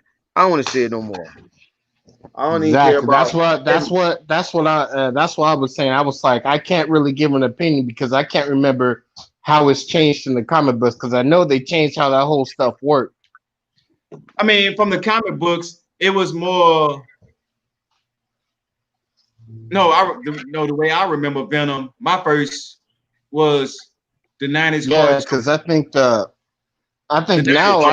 a different symbiote. That shit. Yeah, they changed that Yeah, shit. I think the one that Spider-Man has is the different one that Venom had, I think now, or some shit like that. Something Fuck that. close to it. Now in the comic book, Venom and Spider-Man was brothers at birth. What? Yeah. Man, no, Yeah. Flip, don't you know she he gonna No. Honestly, though, no. In the comic book, they done changed that shit so much that Eddie Brock Pop was a scientist and created Venom. They done changed that shit a lot, dog. They destroyed the symbiotes. No, on some real shit. No, on some real shit, they did do it. It is a storyline when that pops up, and then it's so much weird shit. I don't even want to give a fuck about. Fuck Venom. Stab that motherfucker in the heart with a stake. Leave that motherfucker right where he at. Hey, what about this here? You don't think they could just add Venom inside the MCU, and because he's in San Francisco, inside of this one, the stuff that he had going on didn't affect the MCU at all. So they could actually just have him inside the MCU. You think there's a possibility of just dumping him in there, or you think they should do it like how they doing Electro, yanking him from a different universe, or you think they should just leave? Well, I'm assuming y'all would just say leave him inside his own universe. I don't give a fuck what they do. I ain't gonna. When Yeah. it comes down to that shit, I don't give a fuck. I don't give a fuck how they introduce Venom. Fuck it. It don't even matter. At this point, they done fucked up the first goddamn time, so I don't even give a shit. You can say Venom was you got the Vulture, right? And you seen the Vulture on Morpheus trailer, right? And if you see the Vulture inside a Morpheus trailer, and the Vulture was on Spider-Man, so that means that he have some type of ties to the MCU. So that bring the Vulture inside the MCU with Morpheus. And if you bring those characters inside the MCU, why would they leave? The only property that would be left out would be Venom. Let there be carnage. And with that, you know, with me in my mind is if they were to bring everybody else inside the MCU, why not bring one of their leading properties? Because everybody knows Venom more than Morpheus. Morpheus is going to be a great movie from what I'm seeing on the previews, but I think Venom have a better shot inside the MCU over the other Spider-Man villains and adversaries. But let's go ahead and hit this. Huh? Morpheus is bisexual now. What? How? I don't know. I just felt like saying that shit. Fuck it, because that's what's gonna happen when you see the movie. Hey, no, he gonna be everybody else gay. Hey, look, asexual is gonna be the new thing. Watch. I'm an asexual. Asexual. That's gonna be the new thing. They doing that. They trying to do that with Captain Kirk saying he bisexual. Like what? Fuck it. I'm telling you, I'm on the campaign and we need to make these characters asexual. I'm with that. But let's go ahead and hit with the jacket for topics right quick while Flip talking about some people's characteristics. The Amazing Spider-Man 2. What I'm going to be doing here for you guys is breaking down all the information you need to know concerning Spider-Man 3. Still don't know what the title is going to be called. Spider-Man Home something. With Electro coming back, I think I got a good idea for what this new title is. Spider-Man Homie Back. Yeah, I like it. As well as don't be forgetting to smash that like button if you're enjoying all the Spider-Man content in the spooky season. All right, so if you've been living under a rock the last few days, you would not know the news of the gigantic surprise. That nigga said Spider-Man Homie Back. Fox and the Amazing Spider-Man 2 is coming back once again to hold me back from smacking him. Garfield. Instead, he's popping into the Tom Holland universe as Electro again. As crazy and as mind-blowing as this news was, I told you the Hollywood Reporter is a... Hello, what you had said, Flip? I just smacked the shit out of him talking about call it Spider-Man hold me back. Hold me back for not putting my hands around his goddamn fat ass neck. Hold up. He said the title for Spider-Man is Hold Me Back. He said that's what they should call it. Trying to be funny. Listen here, your fucking comedian career just crushed and crashed. Say that shit again. Like the Jokers. Hey, what was the Spider-Man? Me, I say Home Alone. Because, you know, Far From Home, Homecoming, last one be Home Alone. Well, at least the next one, Home Alone. No, we can't do that. He was already Home Alone already. And Donald Trump had helped him to found with it. I hate this dude. I hate this dude. And they flip money. Oh, he ain't shit. Oh man. We need to see another Home Alone. Fuck that. Let's call it fucking Spider-Man 3. Shit, Spider-Man, fucking Kevin Foggy edition. Shit, I don't know. God damn it. I don't care what they call it. I ain't gonna lie. What about you, K? What would you call Spider-Man 3?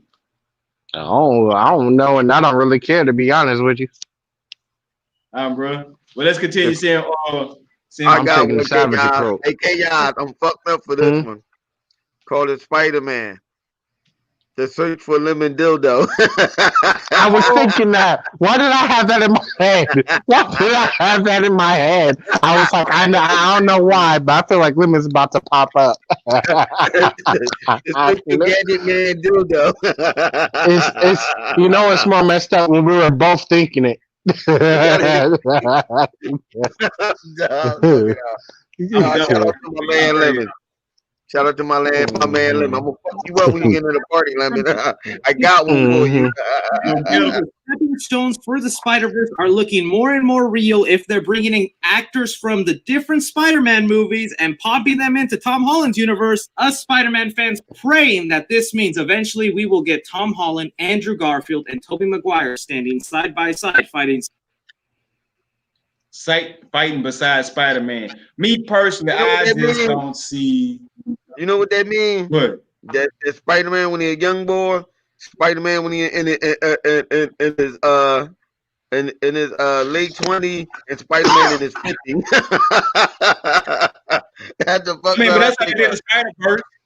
You know how they were showing like the different Spider-Man in the different universes and stuff like that. This tracker is amazing. Hey, what I would hope is they introduce Miles Morales like that. Like, okay, they go back to the Tobey. If they doing this here, they go back to the Tobey Maguire, right? And once they go back to Tobey Maguire, you Spider-Man fighting some sort of Spider-Verse threat. But admittedly, there has been some confusion. Now they go back to the Tobey Maguire Spider-Man, and in that movie, they started off this new Spider-Man movie, right? With Tobey Maguire is fighting some type of villain, and you know him at his age that he is now, right? And that's when Miles Morales end up seeing Spider-Man in the whole death scene and stuff like that. And that's when Miles Morales have to fight behind Electro because Electro is the one that killed the Tobey Maguire Spider-Man, and he try to fight Electro, and he catch Electro, and that's when they go through the multiverse, and then all of a sudden at the snap and this and that happen at the same time to bring everybody back. And it might have been something that Mysterio was doing, trying to actually open up the multiverse. Not saying that he probably was really from there, and he was trying to work with Tony Stark, trying to do this, whatever he was trying to do to reopen up the multiverse. That's why he had all these things that are optical illusions, because it's coming through different dimensions that he's trying to break his way back into his true dimension that he feel like he's from. You have all those things going on, and then with Miles Morales, follow Electro as Jamie Foxx into the multiverse, and then they come into the Tom Hollands, and that's when you get to see the different Spider-Man. Now you're gonna have Miles Morales actually in an age group where this Peter Parker, because he came from a different dimension, where not Andrew Garfield. What's the first Spider-Man of the he better come back and bring Spider. I mean, you know what I'm saying? That then now you have the black Spider-Man, and he'll be appropriate age against Tobey Maguire. You know what I'm saying? With Tobey Maguire Spider-Man, and just bring him through the multiverse. I think that would be a good look. Anybody want to say something before I hit play? To how this is even possible. How are they going to explain it? I'm sure the MCU has some sort of plan. And there was even a lot of Spider-Man fans out there kind of upset with this casting, where every Spider-Man fan was basically thinking, this is brilliant, but lazy. Now we have a better idea that this won't be the exact same Electro that we got in Amazing Spider-Man 2. Instead, Tom Holland will be given a whole different version of the Electro, just portrayed by the exact same actor. Jamie Foxx went ahead and said this on his Instagram: "Tell Spidey, let's run it back. Super excited to be part of the new Marvel Spider-Man new installment. Can't wait for y'all to check the new one out, and I won't be blue in this one, but 1,000% badass. Hashtag swipe left." And holy crap, this is me after I started editing the video. I didn't realize this. All right. That was some information I didn't hear about, because I ain't see Jamie Foxx had put that on Twitter. I just seen when he put the picture with the Spider-Man and him in the air. He's talking about he won't be blue on this one. Y'all think that might be a good move if that's where they're going, and a completely different Electro? I mean, he wasn't always blue in the comics. Sometimes he was yellow, and I think sometimes he was in there. And I think sometimes he was still human. Right, yeah. He still was human. Yeah, that's not no big deal. They're just going with a different version. Right, so this one ain't gonna be from the multiverse, at least for what they say, unless you know, when Jamie Foxx had put out that tweet with the multiverse and the different Spider-Man and him up in the air, that he had immediately take it down because they told him that's what he was supposed to do. So maybe he got to do something to kind of keep people from, you know, knowing what's going on in the situation. So it's probably a PR. I mean, they all know the script, so they all know what's going down. So, right, I was say it might be a PR stunt. This is the first time around. If you keep scrolling on this Instagram post of Jamie Foxx, the boy basically also confirms the Spider-Verse is coming by posting a picture of fan-made art. So this isn't official, but still, he posted this, Jamie Foxx, that Electro is facing off the 3 Spider-Man of the previous universes: Tom Holland, Anderw Garfield, Tobey Maguire. Now, this could just all be a huge little mistake, just a fun little, like, he might not even know this is a big deal to us, but if he knows secondhand that he's going to be meeting all the other Spider-Man, you about to get a phone call from Feige, Jamie. Like, the clues are undeniable that this is obviously what they're setting up here. An eventuality where we see a film, this big mashup where we have all these Spider-Men coming together, but in my mind, I still don't see it happening. I think it's just such a far-fetched idea. Like, I can only imagine how hard it's going to be to convince Tobey Maguire or Andrew Garfield to come back. Don't forget, Andrew Garfield and Sony kind of hate each other right now. They ended their professional business kind of badly. Tobey Maguire isn't always the nicest guy I hear in Hollywood, but with Sam Raimi coming to direct a Marvel movie, I think maybe he can convince them to join on. There's also the question that there's only so many movies left with Marvel that even if this is what is going on, it could be done with Sony outside of the MCU, and that's their big plan, to keep us audience members watching their Spider-Man world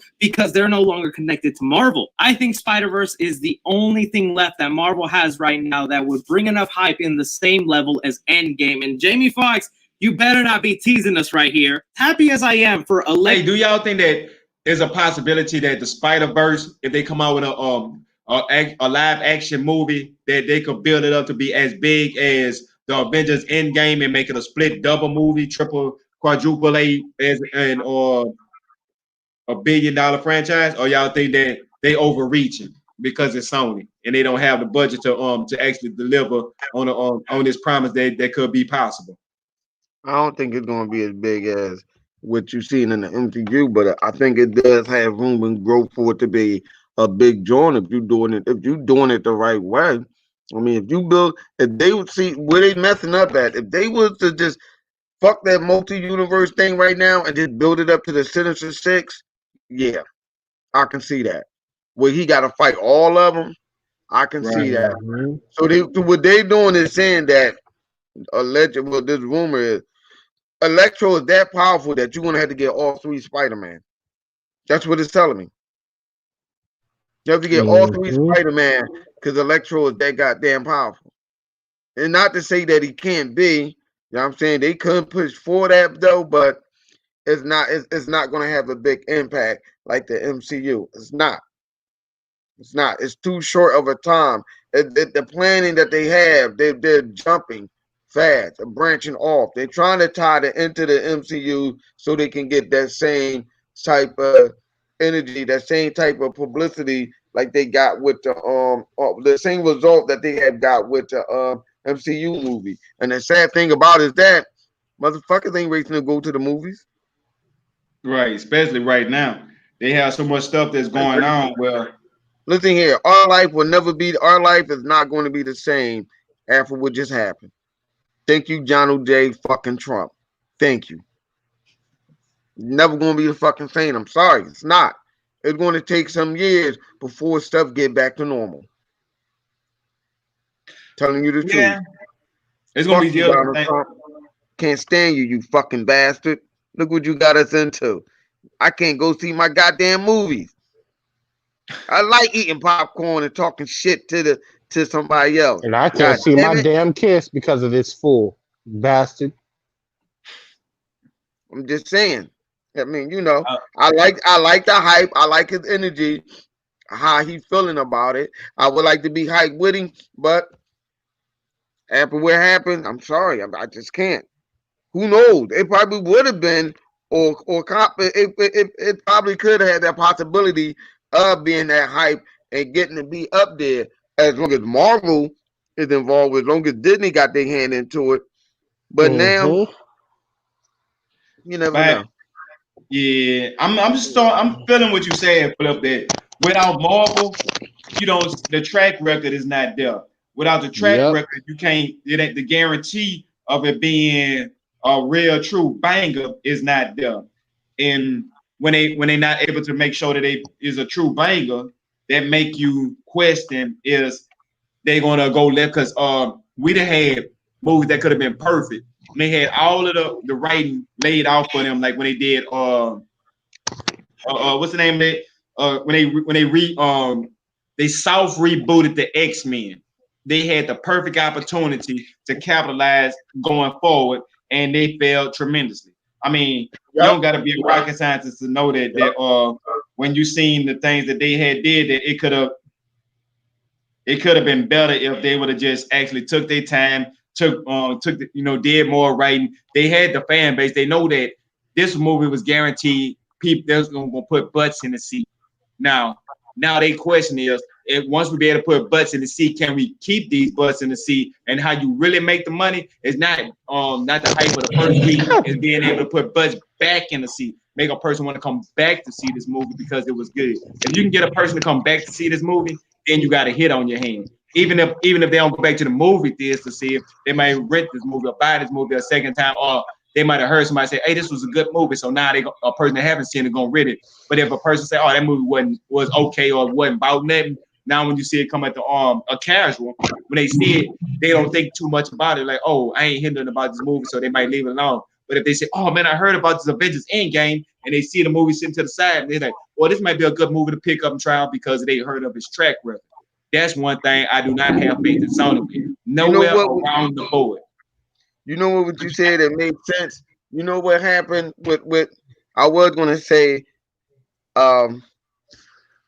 DC is I was gonna say the reboot, the soft reboot, the X-Men is a DC effect, but no, it's the other way around. DC is actually an effect based off of what happened with the X-Men. With the X-Men effect. That's what happened with DC. You see how X-Men had that shit set up? Like what you were just saying? Same thing DC did, and they dropped the ball. Yep. They dropped it. And I hate to say it, that's what happened with Spider-Man. That's why you don't really see no good Spider-Man movies, because they just pushing it out until Marvel came there. You're just throwing out Spider-Man movies.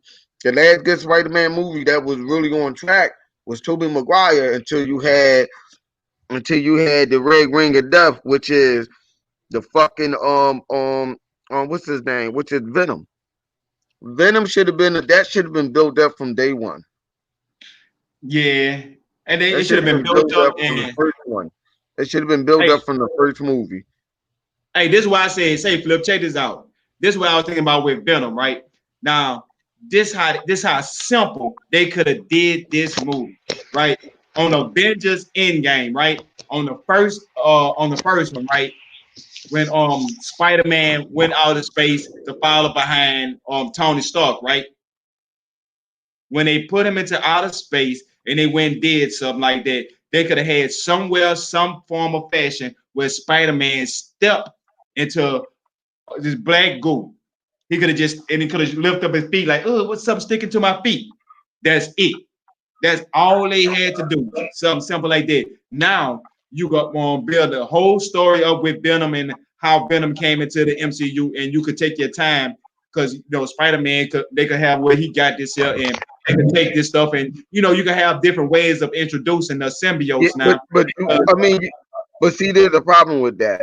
That's that deal with Sony that they was doing that fucked up. I get you. No, it would have been more likely to say the symbiote crashed on Titan, Thanos' planet, and when they got there, Spider-Man ran and fell across. Like, what the hell is this? Yup. And something like that. They could have added, or anything, or you could have just said the symbiote had crashed. If that's why I said if let's say if Marvel has Spider-Man back under their fold, I'm telling you exactly how they would have played this out with Spider-Man. Spider-Man would have been phase what? What phase is it? Phase 4? We on phase 4 now, right? Okay, Spider-Man would have been phase 4 if they would have had Spider-Man back under their umbrella. This is what they would have did. And trust me, believe me, I see into the past, into the future, because I know these dudes. I'm a writer myself. I understand how it works. Yeah, I'm saying, you know how I am. What would have happened in that movie before Spider-Man went into Earth, went into space? The symbiotes, they would have had a scene that they went up into space or whatever, or the symbiotes would have crashed on Earth. Spider-Man would have touched it, and that symbiote would have absorbed him or whatever. What had happened after that? He would have had the symbiote, and he would have been using that symbiote fighting Thanos. Thanos would have knew what the symbiote was. Thanos already knew how to take the symbiote off of Spider-Man. He would have shot. He would have had the ring. Use the joint to manipulate the symbiote. The symbiote would have fell off or whatever. And when he snapped his finger, whatever, everything would have disappeared. The only thing that wouldn't have disappeared would have been the goddamn symbiote. Oh, The symbiotes would have been the only thing that still would have been there. That would have been there. That stuck. That would have been stuck there. Whatever. When Spider-Man came back, that symbiote would have been right there waiting for him. Oh yeah, I'm gonna get his ass. I'm gonna get him. You know what I'm saying? right. That's the thing about it. That's the thing about it. Cause that Venom movie would have never happened. If they would have had Spider-Man under their belt, that Venom movie would have never happened. After that, when Spider-Man came back or whatever, going forward, you would not have seen Mysterio. Mysterio would not have been in that movie. If they would have picked another character that is more powerful than Peter Parker, would have found that symbiote would have found Peter Parker after the snap. I would have got on him. Peter Parker would have been fighting with that symbiote again. Bam! The next movie, Peter Parker still have that goddamn symbiote. We know how Marvel think. They would have had that symbiote stretched all the way on out. He would have had that symbiote for at least about a year, at least about 2 years, whatever, before he got rid of that joint. Right, You know what I'm right. saying? It would have worked just like that. He would have used some of Tony Stark technology that he been using and the graphic around that symbiote. Not knowing that symbiote wouldn't have turned him evil yet. You know what I'm saying? They would have had that. This shit would have had that shit planned out for a couple years before that symbiote came off and became something else. They would have had another student that's like Spider-Man, Eddie Brock or whatever. Flash Thompson. One of them would have had got that symbiote. They would have broke that joint down, and from there on, then you would have seen Phase 4. Blah blah blah blah blah. He would have came in contact with all these other people, whatever. You would not see no multiverse yet. Because Kevin Feige. Flash Thompson probably would have had it. Because he did have it in the comic books. Who? Yeah, no, Flash I'm just Thompson, saying. yeah, he had it. Yeah, one of them would have had it. You would not see no multiverse yet.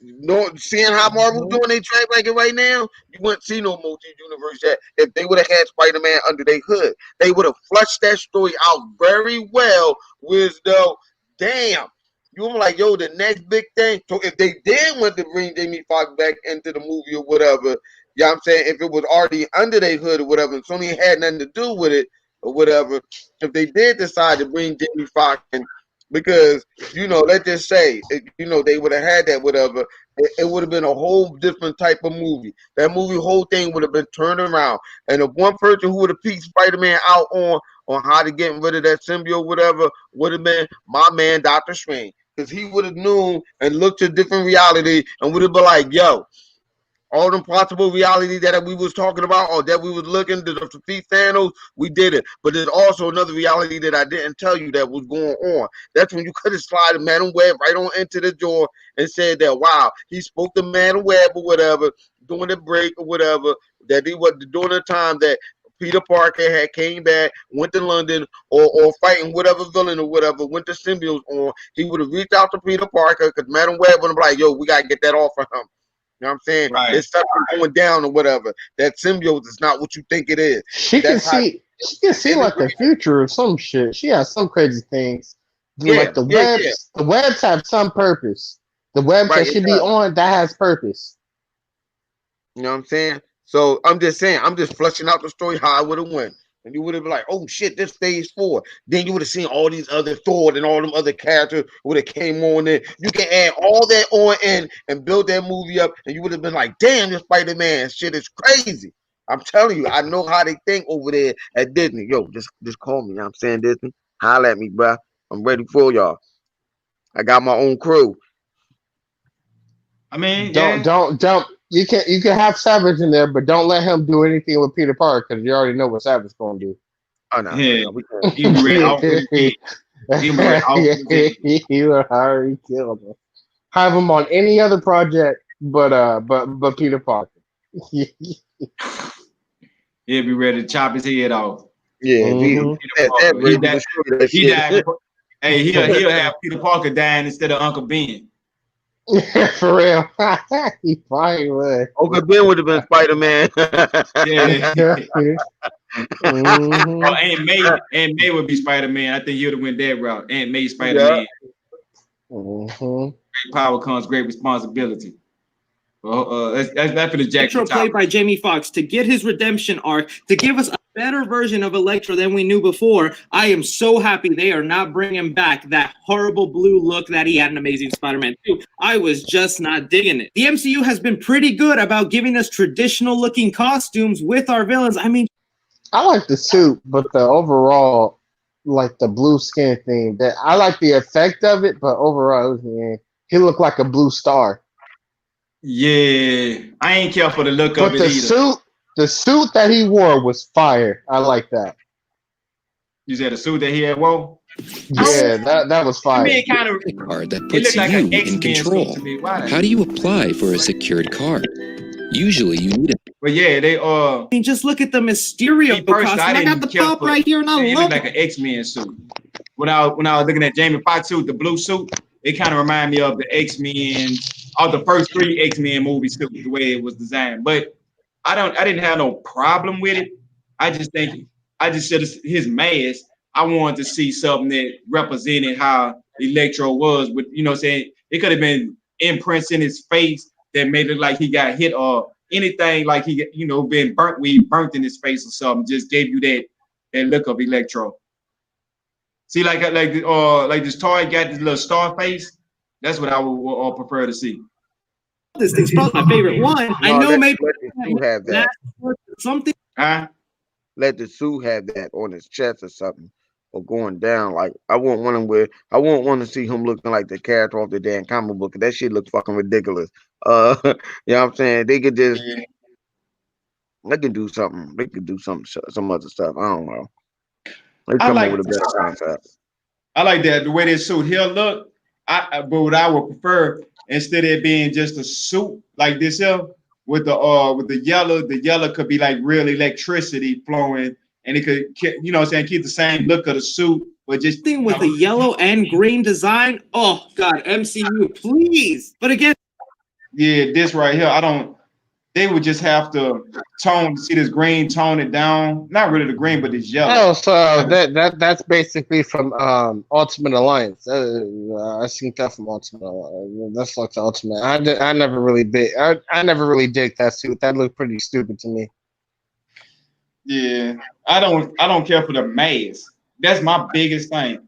I like the mask is really ugly. Like the mask is like really, you shoot sparks from anywhere a part of your body, and you choose to have fake sparks around your face that don't even look like sparks that much. Right, it looked like a star. Yeah, take that shit and get out. Yeah. Hey, but how they did on the PlayStation Spider-Man, the way they did Electro on there, the way they did his face, I prefer them go more that route when it comes to the face. But like to me, his suit could be just like how you said, like how Jamie Foxx suit was. They could just have his suit, and they could have his suit help him control his energy, or direct his energy or some shit like that. I prefer him to go that route than just a classic costume like this. You feel the same way, Flip? Man, This costume right here. Hey, know the funny part about it, Flip? You might not know this, but I think it's funny. The fact that you cannot stand the fact of Jamie Foxx is coming back as Electro. This right now is probably living hell for you. But then I know you still like I'm transparent about that shit. Fuck that. I don't want to see that shit. right. That shit don't. I'm not excited for that shit. Fuck that. Hey, would you like to see Jamie Foxx in green and yellow then? No. I want to see Jamie Foxx as a Jedi. I want to see him as a fucking Jedi. Fuck that. He gonna be the new Mace Windu? Nah, I ain't gonna go that far. You know what? Hey, I can't. No, I would like to see Jamie Foxx in 20,000 years before New Hope. I'd rather see that Jedi, like in the past or something like that. I would like to see him that. I would like, or I don't even want to see Jamie Foxx as a villain. I'd rather see Jamie Foxx as a hero. I ain't gonna lie. Fuck that. Same here. I'd rather see him as a hero. I don't like the fact that I don't like seeing Jamie Foxx as the villain that they give him in a comic book. I don't like. You're gonna give him a villain that or an anti-hero. I can see him as an anti-hero. Okay, I can go with an anti-hero. I can go with that. Yeah, I mean, but the cast of characters on Spider-Man is kind of limited to what Jamie Foxx could play. Man, fuck Spider-Man. Let him play something else. Shit. I mean, yeah, okay, that's true. So, what about Rather the see Green Live Arrow? Wire play him. Oh shit. Yeah, live wire play Electro. Mm-hmm. Shit, yeah, I It's can in see his that. name. It's kind of in his name.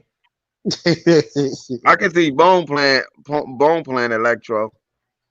Oh snap! Mysterio, Mysterio. No, he's not that clever to be Mysterio. Yeah. No, I can see Nah, Bone playing that. Live Wire already playing as Lobo. Live Wire playing as Lobo. No, I can see Bone playing as Rhino. Somebody who got a finger like Oh man. Oh man. Hey, speaking about this, this kind of remind me of something we need to bring back. Fail safe. Yeah, I thought you were planning on bringing that back. he was on Yeah, high handed. Yeah, it's just kind of like all the stuff that was going on, and everybody. It was so much that I You needed know what really killed it? What? When you lost your phone. Oh my That's god! That's what really killed it. Not the phone again. Nah, because we haven't did it since then. You know we what? haven't really did it since then. Hold Yeah, on, you're I'll right be right too. back. Yo, not the fucking phone. So, I'll be back. Hold on, man. Hey, but I get what you're going at. But look, you're right, because when you said that, it truthfully, I had so much notes in that phone and different, pointers and stuff. And then when you lose something like that, it kind of knocked the fight out you. Like you got it, and then I know exactly what you mean. Yeah, that's how it happened to me. It was like a stomach gut punch. Cause man, I was really but I could bring something. I'm gonna bring that back because man, Phil say I like the concept of writing reboot. Yeah. If Sony could do it, we could do it. Facts. 3 times. If they can do it 3 times, right. we can do it once. We can do it once, huh? Let's bring this back. The season 2 let's go ahead and kill this here jacket for topics and saying what he got to say. Some of this is cringy, at least on my behalf, like cringy as a motherfucker. But he's had some good points, and I like to take different people's perspectives, and that's why we do it, because we strong on people shit. If you don't like it, whatever. Yeah, we doing this here. But all my people, that's why we rocking, because we got to give everybody all perspective, because synergy is not from one person perspective. That's all it is. It's everybody's perspective. And this should not be the biggest of surprises, because J. Jonah Jameson, who is played again by the same actor except in a different Spider-Man universe with Tom Holland. Okay, I ain't gonna let him finish his statement. I want to finish our statement with him. We ain't never talk about James Jonas Jefferson becoming the same James Jonas Jefferson from the Spider-Man, original Spider-Man with Anderw Garfield. Now he's the same James Jonas Jefferson in the new Spider-Man. So this is a sign of saying they could use the same characters without giving us backstories, because we already know who they are, but they different characters but the same character. What about that concept, Flip? Because you got people like James Jonas Jefferson. You don't need to reintroduce him, because everybody know who he is, and then the way they alter him and put him into this universe. You think that's a good idea and a good look? I mean, because it's not James Jonas Jefferson. It's everybody in the Spider-Verse that they had that could reapply their role, and without them having to do no hard reboot on the characters, because you know who they are. That was already into the Spider-Verse. Like, let's say if they wanted to recast Dr. Octavius, do you think they should get a new actor or run the same backstory? Or you had the Green Goblin, or should they use some of Spider-Man backstory where his mommy and daddy was scientists and they came across this gene, and that's why the Spider-Man. So it was no accident. It was always on purpose that he was going to become the Spider-Man. It's always these types of scenarios. But bringing back older characters to this. Besides for Jamie Foxx, you think that's a good idea? I'd rather see him as I'd rather see his son, because his son's an actual. Astronaut, and then that got something to do with Venom as well, man. Yeah, you're right too. Huh? Yeah, but that's not only he got powers too. Who, his son? Yeah. Last thing I remember his son was, didn't he get killed? I thought he had got killed in a plane crash or astronaut when he came back to Earth, that he had got killed. This man had like 3 different aliases. Yeah, 3 different aliases. What was one of them? He was Man Wolf. He was Man Wolf. Colonel Jupiter. And I think he's one more. Oh damn. That's a whole tree branch I ain't much know existed. I always just thought after Hold on, let me look up all of his aliases. Hold up. I got you. All right. Because my whole concept was James Jones Jefferson, he hated Spider-Man so much, and his son got killed inside of a trying to come back to the Earth, and he blamed Spider-Man for his son's death. Oh, he was also known as Star Guy, and he had cosmic powers. Yeah, that's probably why he never. I thought he had cosmic powers. I thought he had cosmic powers at one point. Hey, say Flip, you down with James Jones Jefferson's son coming inside of the MCU? Or that's another fail for you? Yeah, I think he tended to baby Cody matters. I think we gotta wait for him to be back. Yeah, but we'll save that question for when he come back. He on that Cody trip. Oh, he Still in there. Yeah, but let's go and finish Jacob topics for a moment.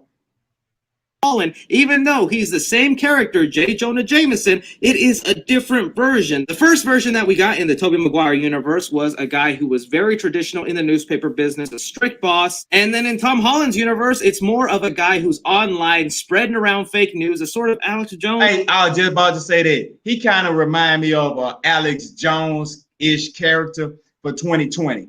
Like, you know what I'm saying? The newspaper and all that, that's old, that's outdated. I guess they, say they bring them today, and it did remind me of Alex Jones. Hey, Chaos, do you know who Alex Jones is? I mean, there's no triple question, but do you know who that is?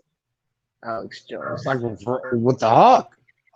No, Alex Jones is a real person in real life, a character. He's a character, but he's a real person in real life. And literally, this character with James Jones Jefferson, he's like the James Jones Jefferson of real life, but he talk about conspiracy theories times 10, and he go also, and he good friends with Joe Rogan, but Joe Rogan and him, they kind of share some same they got mutual opinions that's the same. Joe Rogan. Yeah, and he kind of, he have his own opinions, and he's just like, you cool, but I agree to disagree with you on certain things more or less than, so I look at their relationship more of like that. But Alex Jones be going crazy. He be like, tinfoil hat wearing, take off his shirt, going, he is, yeah. And really and truly, I think James Jones Jefferson is going to embody the Alex Jones when it comes to their blog sites. If people out in the chat, y'all know who James Jones Jefferson gonna be playing as Alex Jones. If you ever heard of this character, just let me know down below that if you think that this would be a good fit for the character to have a role that's kind of like similar in that fashion. Situation. Try not to say that name too loud because that is forbidden here on YouTube. So this is not only exciting for. It might be too. I mean, he might be joking about it, but Alex Jones is one of those people that YouTube really try to slam. Like he was really going. He was extra extreme like that. The fact that we're getting a brand new costume. This means we will finally see a better characterization of the character Max Dillon than we've had before in The Amazing Spider-Man 2. Because, like I said, I love. Wait, hold up, pause it. Out of his version of the Spider-Man movies. Is that the man that's banned on almost every social media account? Yeah. Yeah, I heard of him. Yeah, my boy Bully was talking to me about him, about how he's basically banned on every freaking Twitter account. Every social media account. Guess who else rock with him? Donald J. Trump. He I'm gets not surprised.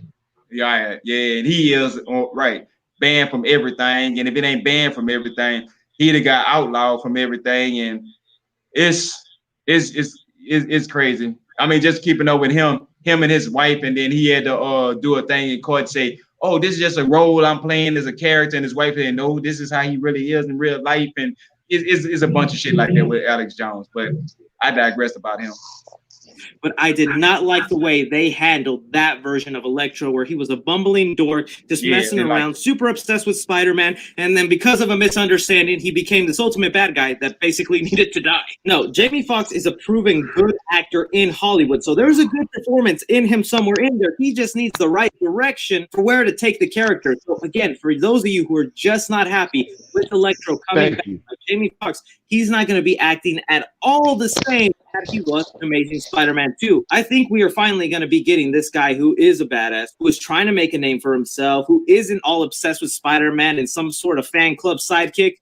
Hey, what I would think, you know how his mask, what I would do with Electro, see how all this electricity going through, you can see it in his veins. They should show like how the electricity bouncing off his face right there. They should show like sometimes the electricity bounce off his face, like how that mask is, but it don't just form like the mask. It just kind of goes like, you know what I'm saying? Like energy just bursting off his face because he's so got so much. You know it'd be better? Yeah. He could make a mask out of the electricity. Like a little helmet or whatever. Yeah, and it'd be solid. Well, Yeah, like that'd be lit. Like when they go to war with. Mm-hmm. Yeah, that could work too. Yeah, I could see that. And jumping off from that, ever since we got this news, my mind has just been racing on what else this means for the Spider-Man universe. Now it kind of makes sense why we never saw old villains from previous movies pop up in Tom Holland's universe. Because in Tom Holland's Spider-Man movies, it was all new villains that we never really got to see in the previous Spider-Man movies made. Now that they're starting to bring in some of these villains that we've already... All right, yeah. These are all of the old villains that was on Spider-Man. And... okay, they didn't seen like Dr. Octopus and Electro, heck, even a Green Goblin. They can now all be portrayed by the exact same actor who did those roles in the previous Spider-Man movies, but in a new incarnation. Like Willem Dafoe could come back as the Green Goblin, but he could be a different version of that character. Same thing for the man who played Dr. Octopus. I would love for him to come back. Willem Dafoe is old, man. These dudes is old. What's wrong with this boy?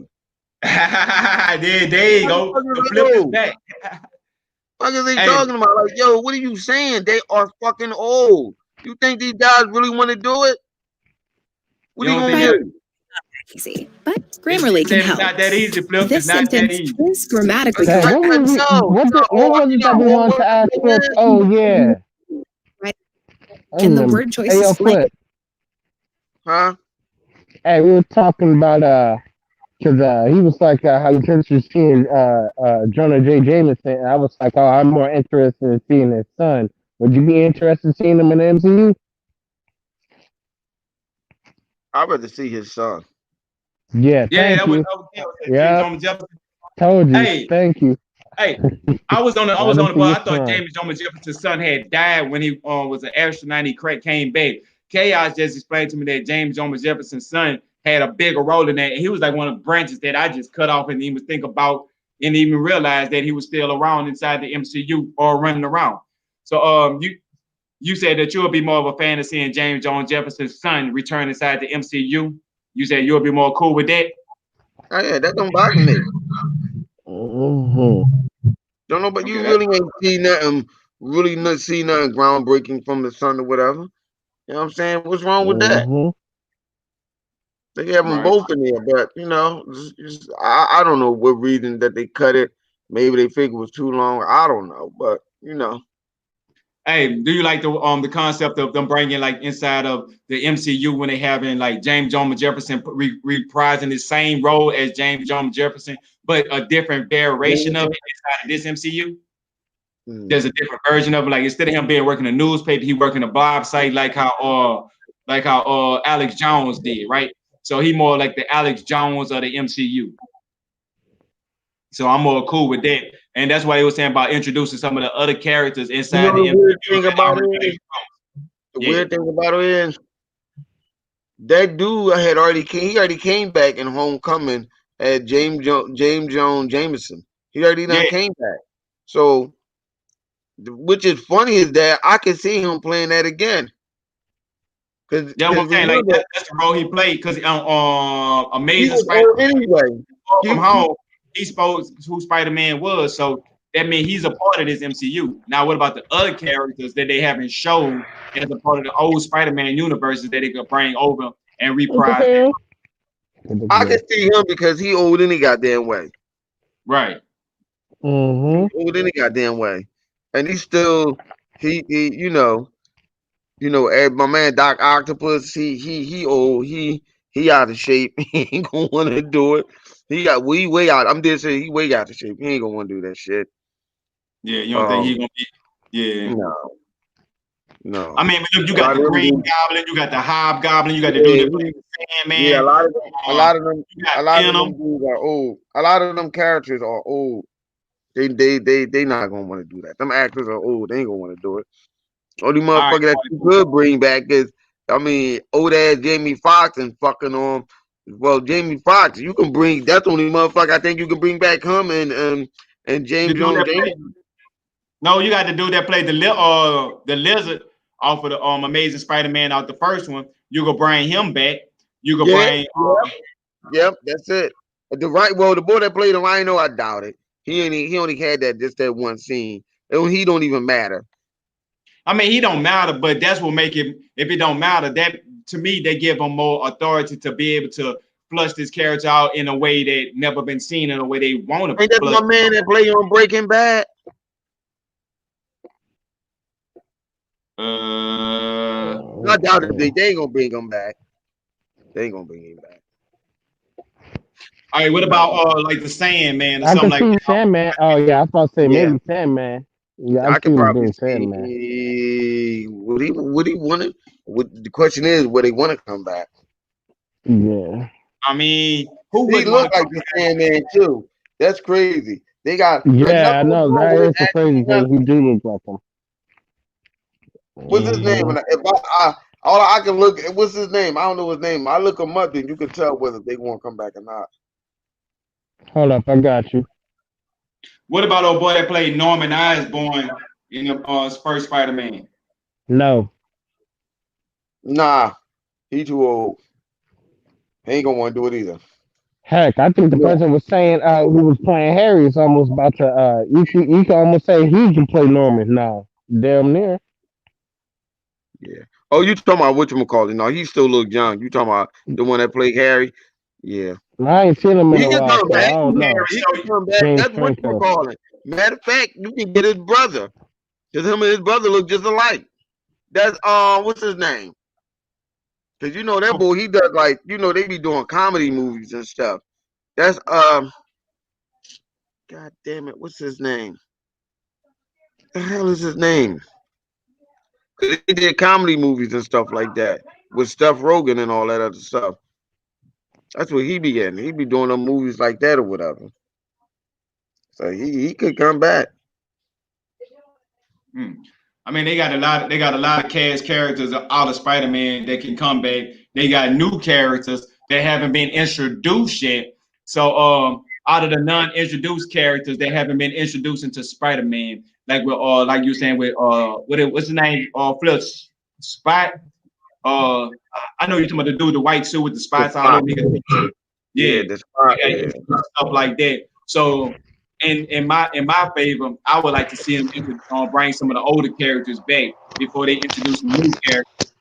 Which side of the field you will be on? More like introducing new characters or finish flushing out and bringing out some of the older characters right now? New characters. Which side of the field you will be on? No. You don't want to see some new characters? Yeah. Spider-Man got 1,000 fucking enemy. I want to see new characters. Hell yeah, he do. All right, what about you? You got new characters or flushing out and bringing out some of the older characters? Hell, if they wanted to, they can introduce Deadpool to Spider-Man because they best friend. They were best friends at one point. Who? Deadpool. I don't know. I mean, I would like to see it, but I don't think Deadpool and Spider-Man. That ain't gonna work. Yeah, that ain't gonna work. That's gonna be a graphic joint. I can see Deadpool now. I was walking down the street one day and I seen a unicorn. I asked that unicorn, "Do you want to shove something up my ass while I play with your tail?" Nah, I'm good. That nigga bugging out. Yeah, That would be Deadpool. a dream. That would be a dream come true, but we know they ain't gonna do that. I mean, if anything, I could see a Disney Plus short series. Like if they want to If do anything, all right. Then if not Deadpool, what about Iceman? Yes. Hey, Yes. the dude that played Yes. Iceman, Yes. he played in Quantum Break, right? Not Quantum Break. Yes. Iceman or Human Torch? Yes. One of them two. Yes. He played the dude that Yes. played he in the Boys right now. He just died off in the Boys, so I will recast him as Iceman inside of the MCU, and I can see him standing right there. Oh no, Chuck. Chuck, he old, Chuck. That nigga, he old. Him and Spider-Man is the same age. Yeah. They had to get somebody else that's the same age. Iceman and Spider-Man is the same age.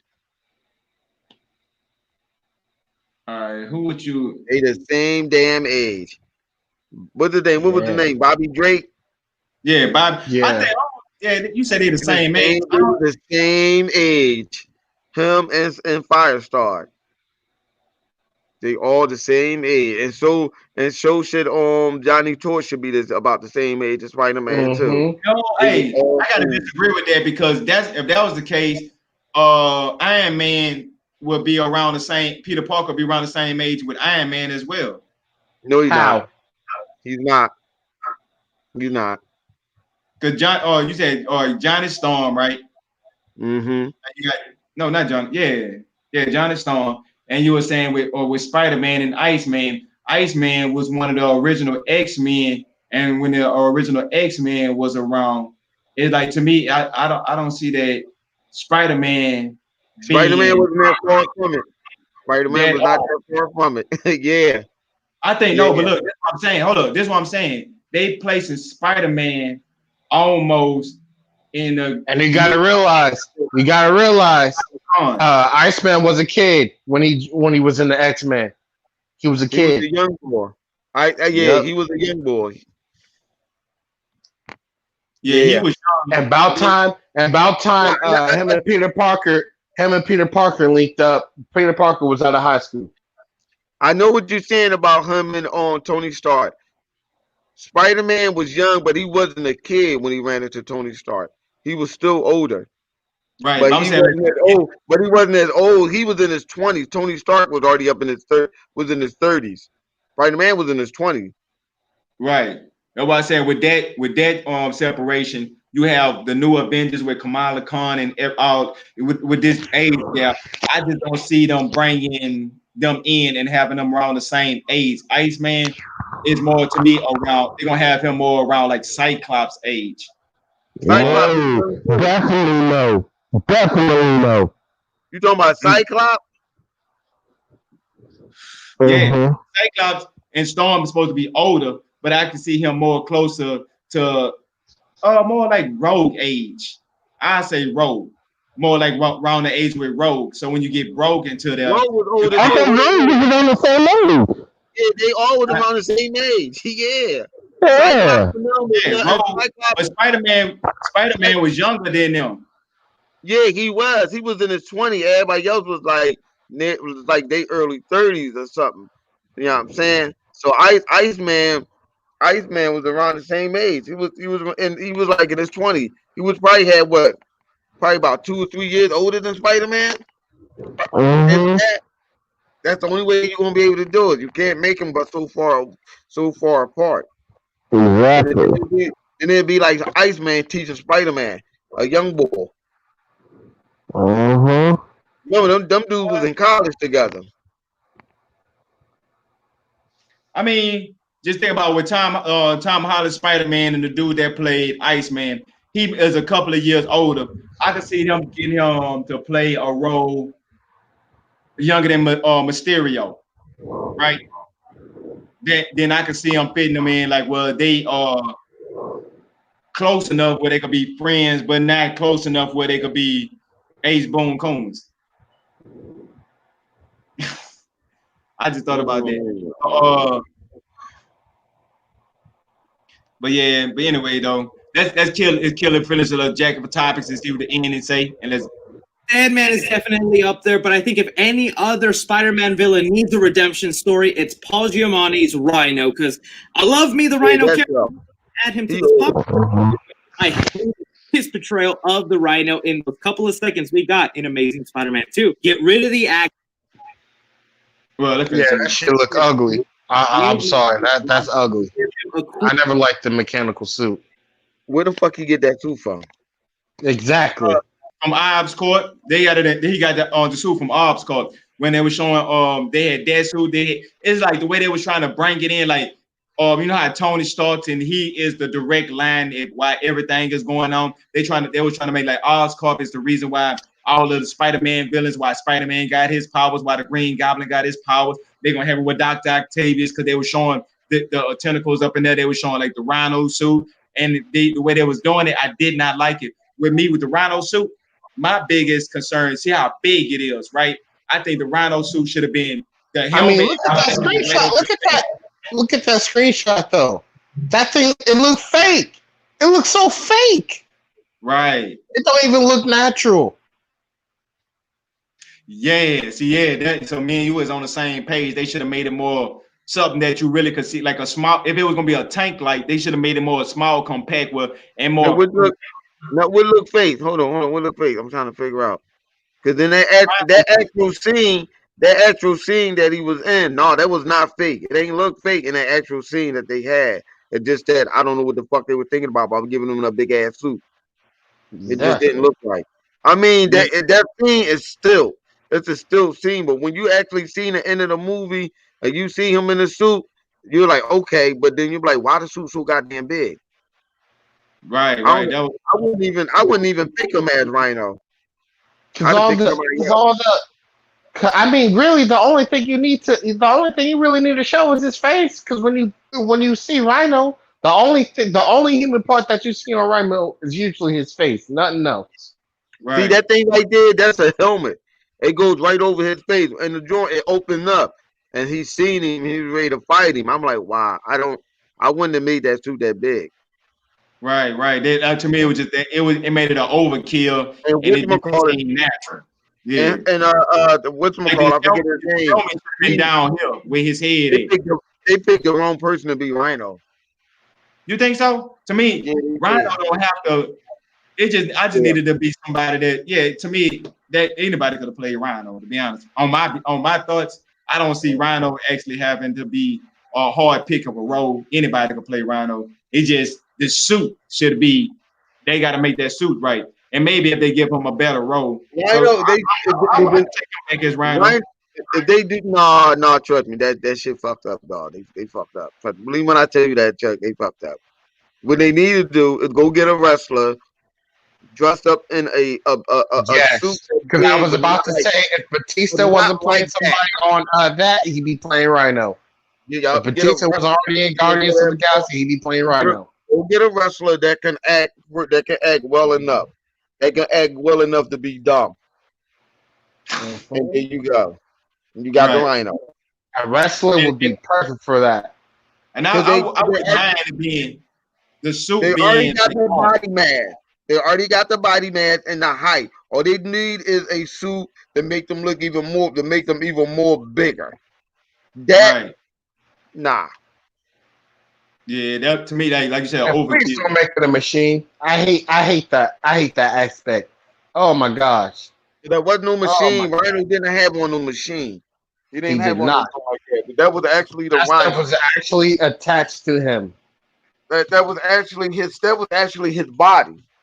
Hey, so do y'all think they should go with that role where they make him actual, how they did the Hulk, right? And they used the effects where they took the Hulk and they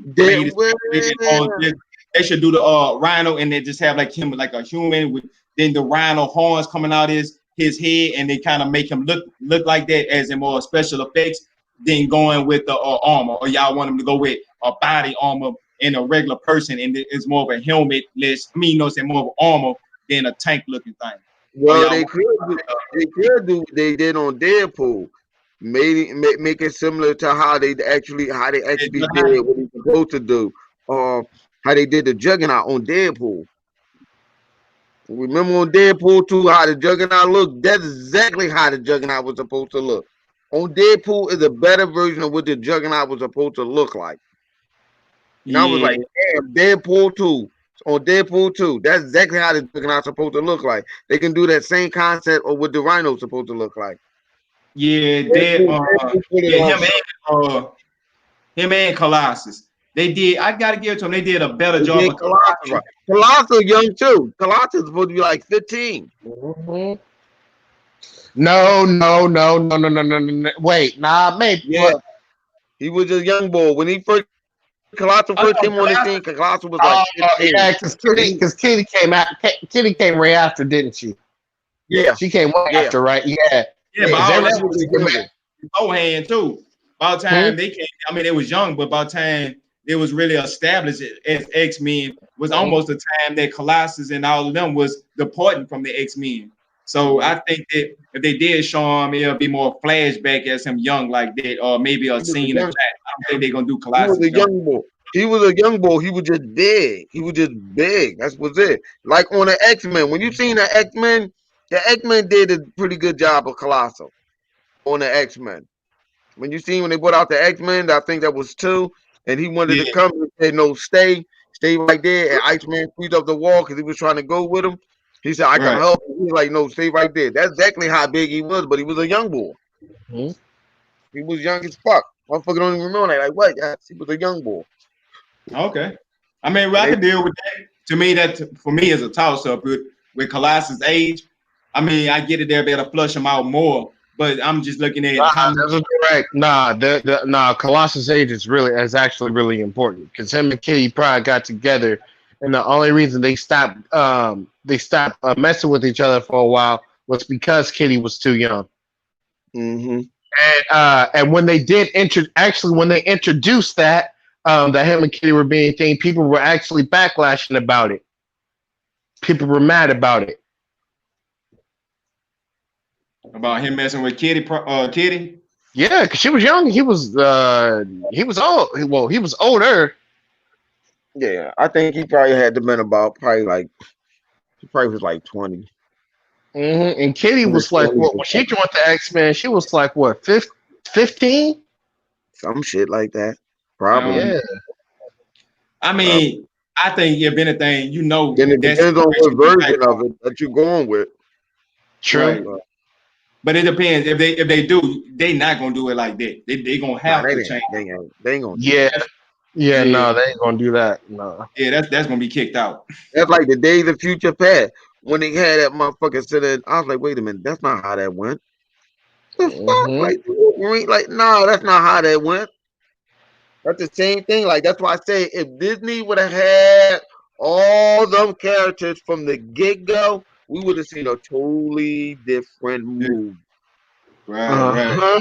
We would have seen a totally different movie. I'm telling y'all, that MCU joint would have been totally different because it was on Wolverine that went back in time that killed Hank Pym. Because people be downplaying Hank Pym, and Hank Pym is one of the smartest motherfuckers there. Tony Stark did not make whatchamacallit. Tony Stark was only smart with tech.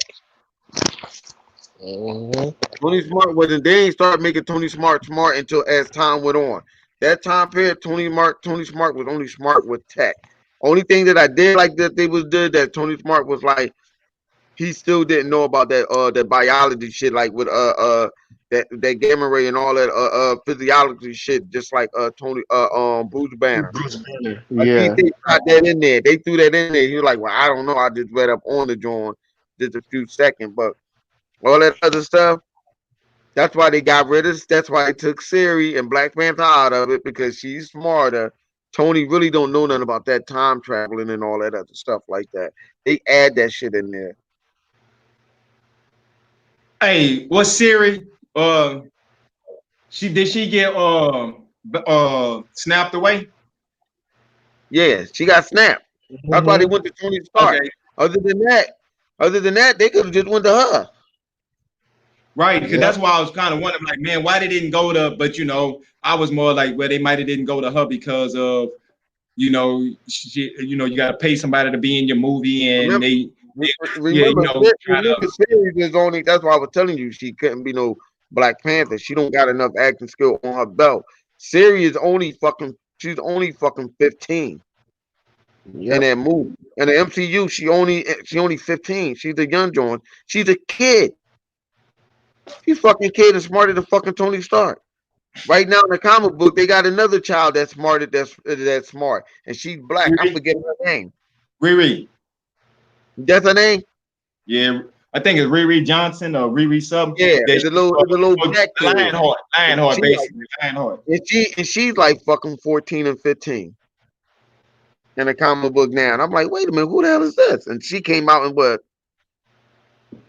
2018 probably, I think, or maybe a little earlier than that. I'm not sure. I can't remember. Yeah, it was round. No, it was 2018. Yeah, 2018, because I remember the big fuss about it and how it happened and how it went down, and people was mad because they're like, "Oh, Tony Stark seen somebody make an Iron Man suit, and in his Iron Man suit that he knew about it, and he let her do it anyway." And yeah, all that shit. Though, like, that's my thing. What people keep forgetting. People keep thinking Tony Stark is the smartest. He's not. He's not. He's one of them, but he's not. He don't have galactic intelligence. That's why I was trying to tell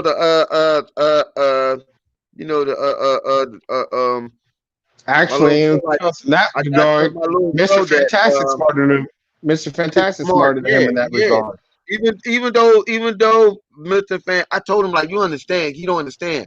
Mr. Fantastic knows the same stuff that fucking Bruce Banner knows. He knows the same technical gadget, which we call it, know, and he knows about some of that stuff into space.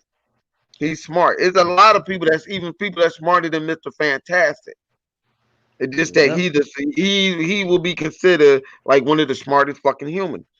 That's why I say I don't understand like how they watered that down with Black Panther, because Black Panther is smart. Black Panther can detect vibranium or any type of alloy in the universe. He can detect that from a microscopic level. People don't know that. Like, what? Yes, he's that smart. I mean, in the MCU, if that was the case, they would able to track down Cloud. So I don't think that in the MCU, they just gave it to her. Yeah, but see, what the thing about it is, you gotta think about it. The only way to do good storytelling is you gotta nerf. You cannot buff anybody. You gotta nerf everything. So if somebody's supposed to be somebody's supposed to be this smart and they make them this smart, it's because everything has been cut down. That way they could do a better storytelling, because it's hard to tell a story when somebody is so OP or they got all these different things, these tools and stuff at their disposal at all times. It's kind of hard to say, well, let's tell a story with such and such. Then you'll be like, well, if this was going on, why they didn't just do this here and be able to stop this here?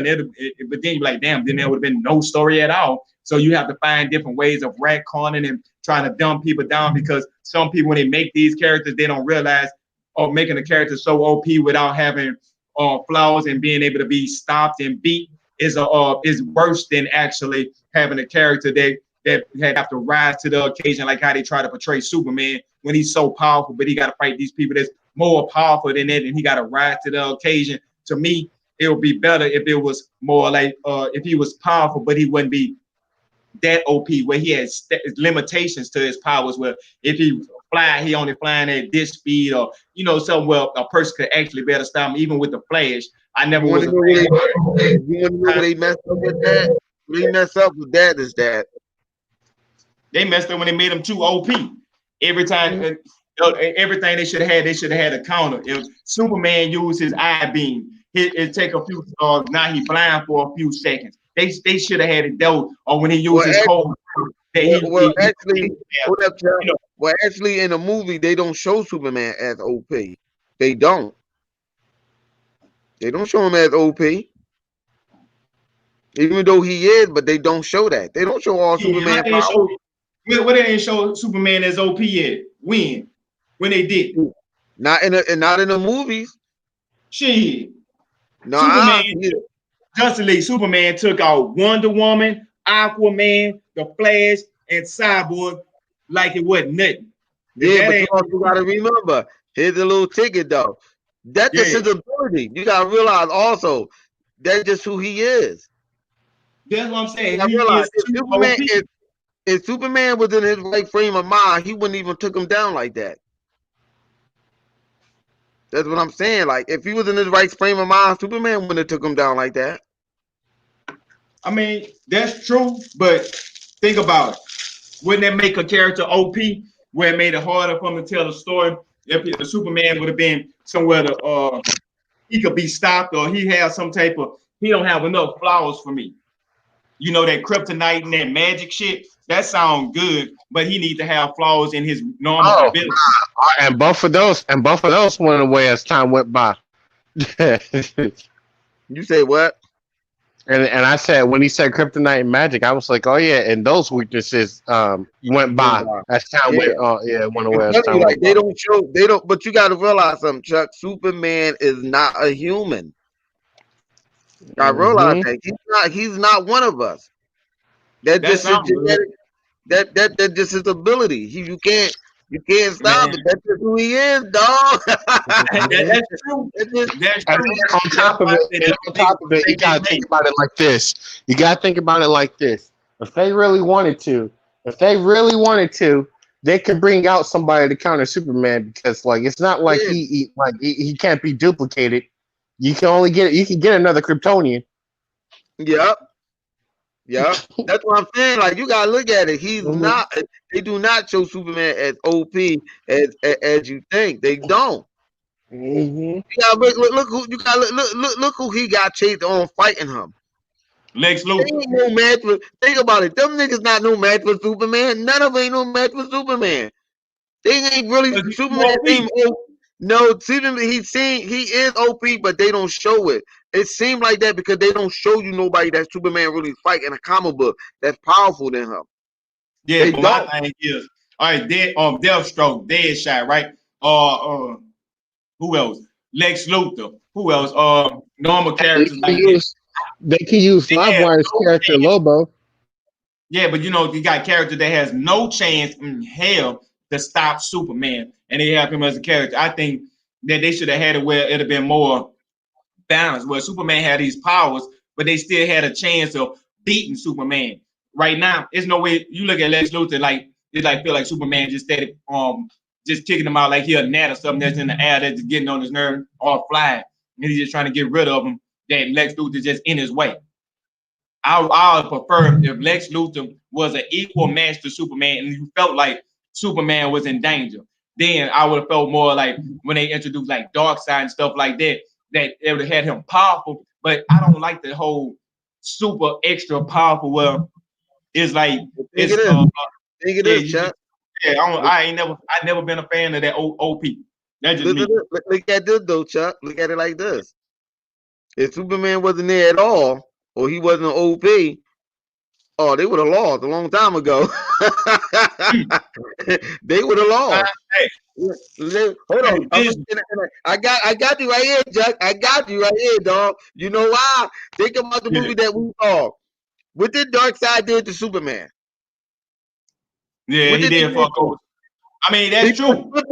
He put kryptonite on Superman as though he could not use his ability. And look what happened. The whole world was fucked up for what? How many years? Yeah. Yeah. No one else can get it. Shazam had a magic. Well, his arm was gone. He had to use magic to make it like he had another arm. Green Lantern was dead. Robin was sniffing coke. Damian was broken. Bruce Wayne was mind fucking controlled. He was a deadbeat dad. Think about that animated joint. What happened when Superman is not there, not OP? Everything went to hell. It went to shit. That's true. That's absolutely true. But check this out. That goes with my theory. You ever seen Vision? He made this statement when he was talking to Tony Stark, Iron Man, not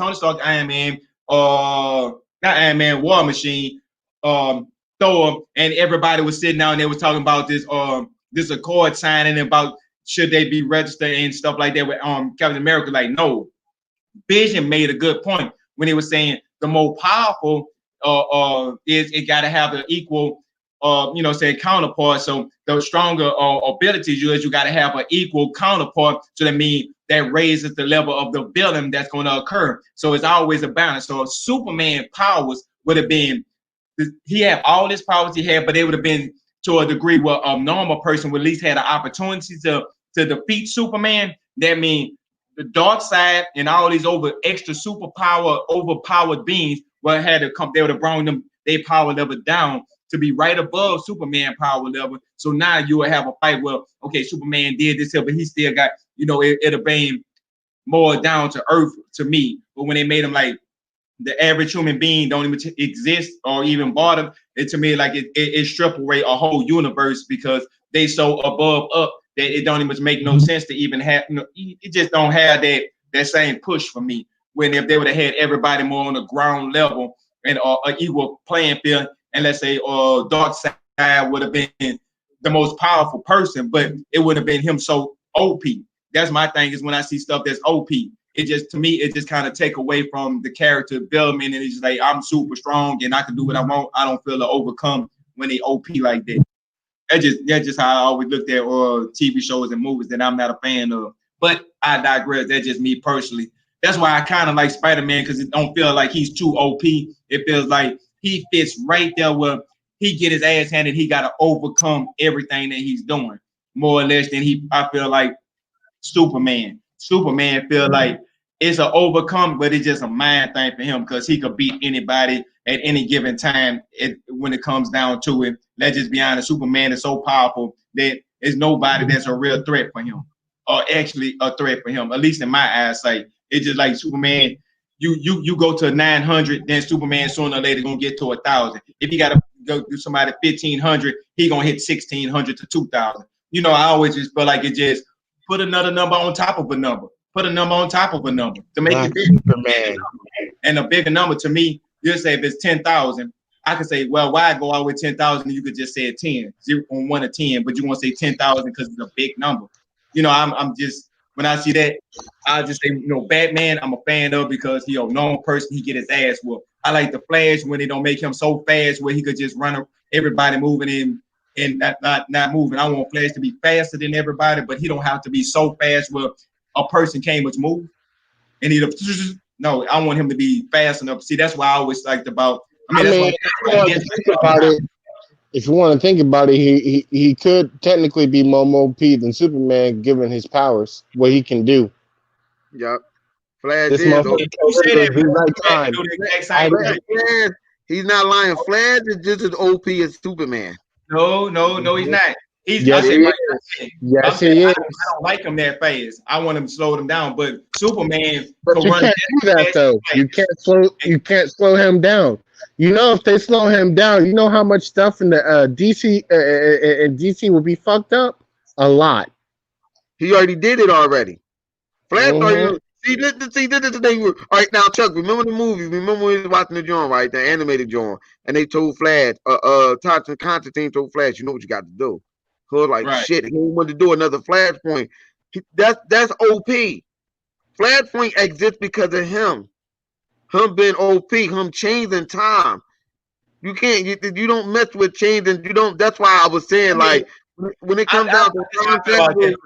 See, look, see the time right there. See, with me personally, I feel like it should be more of hurdles to do that than Flash just running and going back in time. He could warp speed. I think for Flash to go back in time, it should take a hell of a lot. It shouldn't be him running. It should take a lot of not just Flash. You got to take a lot of different elements and things going on for him to go back in time. I don't think it should be simple as him snapping his fingers and running. That's another thing. I don't care. But then they would have to. But the thing, they would have to rewrite a whole lot of stuff because of that. Thing. Right, exactly. Stuff would be messed up. I think right now they can't do that. That would retcon a whole lot of stuff. Yep. That would, how much of the Speed Force would be fucked up because of that? Exactly. Flash done fucked up a lot of shit. That's what I'm telling you. And the only other person that can do something like that, other than anybody that got the Speed Force, is Superman. That can run back in time and all that other stuff, but he's not going to do that.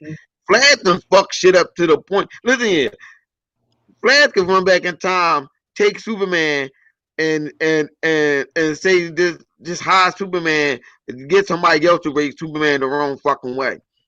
That's OP. That's a lot of power. When you can travel back in time and manipulate the past, you can fuck shit up. And Flash has done shit like that. That's what you call OP. Right, and then once again, you prove my point exactly, Flip. That's why I never cared for him being that fast. And I get that they would have had to retcon all this other type of stuff, and they should come out with a straight line universe and have it where the characters is strong, but you don't see them to be so strong that they are above everything. And it just don't make no sense for them to be that strong because they can't tell the story correctly because they're gonna keep running into these problems. That's not true. That's not true. That's why you. Hold up. That's until I seen Thanos. But besides for that, it's not too many OP characters that I can see on the big screen that could tell a good story. Well, listen here. You about to get a whole fleet of bunch of stories with OP characters with Marvel. I'm telling you that right now, dog. Hey, y'all gonna be watching WandaVision got all that OP. I'm gonna be on the Falcon and Winter Soldier with the ground level shit. Yeah, okay. Hey. Wait until they even dive into the Nova Corps. Just dive in it. Hold on. I mean, Chaos. This day will be recorded what he just said. Because when all the movies come out, he's gonna be watching that shit too. Hey, I ain't wait until that Doctor Strange movie come out. Doctor Strange is Doctor Strange really gonna mess up. Yeah. Doctor Strange really gonna mess you up. That's gonna really mess you up. Hey, with Doctor Strange, they actually made it balanced. On the first Doctor Strange, the fights and stuff, they made the balance because the way they was going about it, it wasn't this OP person versus this OP person. Okay, all right. Even fights, and then everybody else when they took the they took the light and they changed the like a Rubik cube. All right, you do. Hold up, Flip. I got you. I got you. All right, so you're saying what Marvel did with Doctor Strange is what DC did with Superman. Yup. That's exactly what Hold on. Let me think. Go. Say what you gonna say, because I got you right here. I got you. Go ahead. Go ahead. Like Lex Luthor. What level of fight balance of these two characters have to do? Now, when you see Doctor Strange, everybody that was on him, they felt like an even fight. It was more of a who could outthink the person more than anything else because it was on level fighting grounds. With Superman, everybody that Superman fight is either one or two things. He is so OP over them, or he gotta rise to a character that's way more OP than him that they gotta make, and which they never did because it won't relate to a good storytelling on the live action scene. That's why Superman movies ain't never had nobody that was worth villainizing that they made a movie out of. When they did Zod, that was the only thing they ever tried to do. Ever. Okay, I got you. Okay, now you gonna bring up whatchamacallit, right? And you saying Superman had to fight somebody else that's another level OP. What you just think happened on Doctor Strange? Dormammu is an OP character. Yeah. So not only that Doctor Strange was OP, he fought another OP character that's even more OP than him. Yeah, but the thing different was he wasn't the person that he was. I mean, he was the end extra battle fight, but to be honest with you, Doctor Strange, his battle was more ground level. That was just the last end fight. That was the ground level. That was what I didn't like. I did not like that part. Everything else about Doctor Strange, I like. He used the time stone. The time stone is the most powerful thing in existence. Yeah. And the only thing that's more powerful than the time stone is a more upgraded version of the time stone. And that's me. They're like, which one is you? I'm the black stone.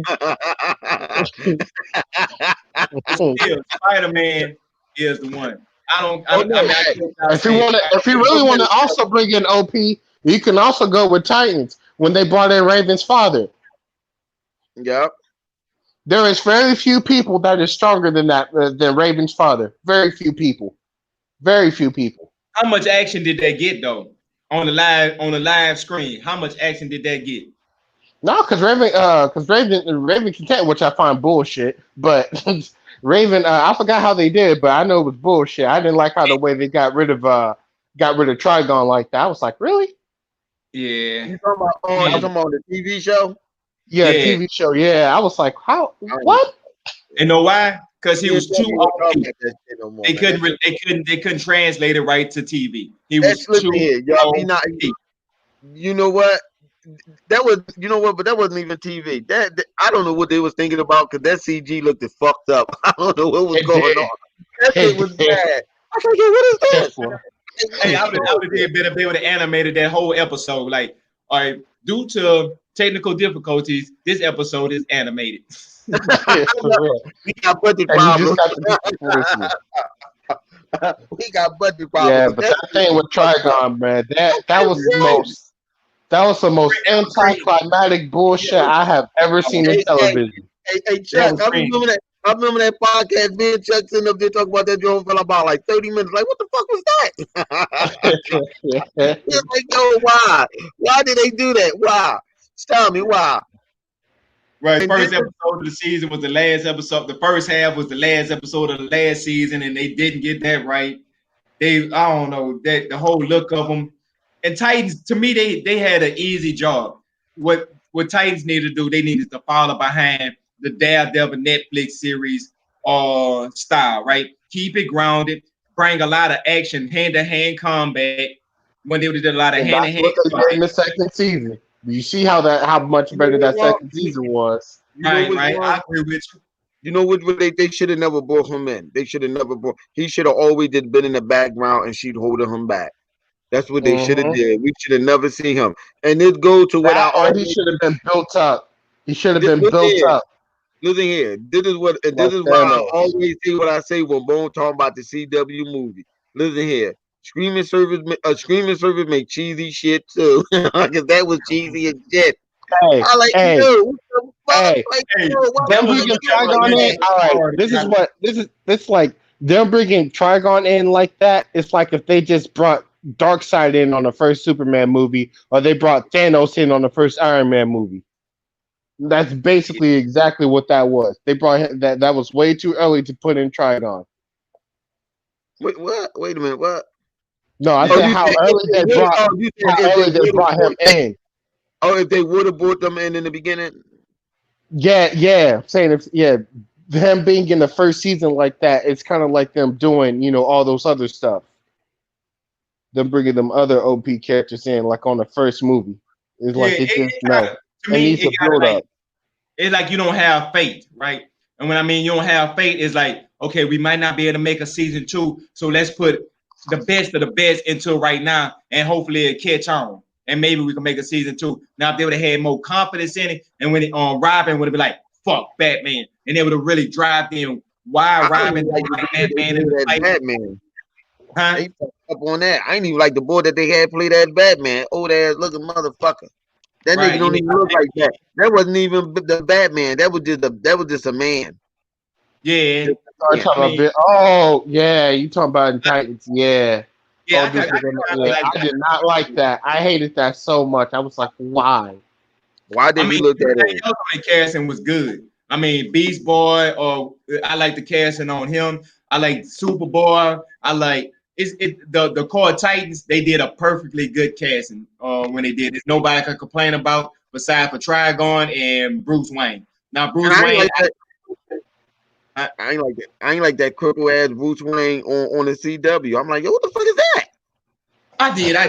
That was supposed to be the Bruce Wayne that Bane broke his back though, and like you're an old man, Batman. No, that motherfucker looked older than that. I thought he was my grandpa for a moment. Grandpa? Yeah, that's what they were trying to say with that Batman, that he was like this was the old Batman after the fact, and after he'd have got everything stripped from him, where he don't have that same drive no more. He don't have that same save the people no more. This is that Batman, like old man Logan is. Like he'd have been around for so long, he'd have gave up, and he just you know what I'm saying, stuck in his ways now. That's how I looked at that Batman. So I kind of pass because it's like Batman in the future. And I look at it like this. Shit. Never made that bullshit. I want to see that dumb shit. Fuck wrong with dumb. Till y'all got my goddamn crew to fix all this bullshit they done made. Yeah, they got a chance to I just don't understand how. I feel like we just skipped something when we went from Trigon to freaking Starfire's family. Yeah. Hey, to be honest with you, because that's what next season going to be. I would have preferred if they would have did Starfire, your family, the stuff that's going on, and they would have kind of like put it in season 1 and gave you little pieces here and pieces there. Why she don't have her memory, and then you see like her people is kind of like watching and trying to close in on it, like trying to catch it with angles. Because if you notice, the Titans, it was on the whole season. It spanned, it looked like a couple of days. Like everything was running in. Like it wasn't no time gap in between, nothing or no time period. It almost looked like it was going day for day what was going on in their life. So what you see this day here, the next episode might have been the next day. It kind of felt more like a short period of time. So in a short period of time, I would have liked them showing Starfire, your family, the situation, but more like in the background. So you had an Easter egg that's what's going on. Same thing with Trigon. Like season 1 should have been more about groundwork laying for everybody. Like no super villain, but just have enough tidbits and have like an overall person, an overall objective for everybody trying to overcome on season 1. Not Trigon and Raven. Like they could have been played a part in it, but they should have showed it manifesting like it went from minute to now it's starting to get worse at the end of season 1. And then you could have had in her mind seeing him, and they could have had him like a shadowy figure or something like this coming where they could have actually used the CGI a lot better and be more creative, because they could have just went inside of her mind and brought him out like that. That way they didn't have to go with their look if they want to change him like later down the line in the future. They should have just went with a shadowy figure. That's what they should have went. Hold on, y'all. Hold on. This shit is crazy. A PlayStation 5 breakdown. This shit look like a fucking VCR. You know what? I'm gonna leave that alone. You want to show because I ain't see it. You want to pull up yours? Hold on. Let me see. How can I bring that about? Let's see. Share screen. Yeah, I'm gonna stop sharing mine to see what's got going on. Boom. All right. Do you see anything with mine? Hold on. Hold up. I gotta get there. Now you gotta do it so I can add it. All right, hold on. What about now? All right, hold on. Let me do it now. Is it me, or does this, or is it just me, or does Chuck's camera froze like on yours too? No. Do you see it? Do you see it? There you go. Boom. See it. Hold on. I don't see shit. Okay, I see. What the hell?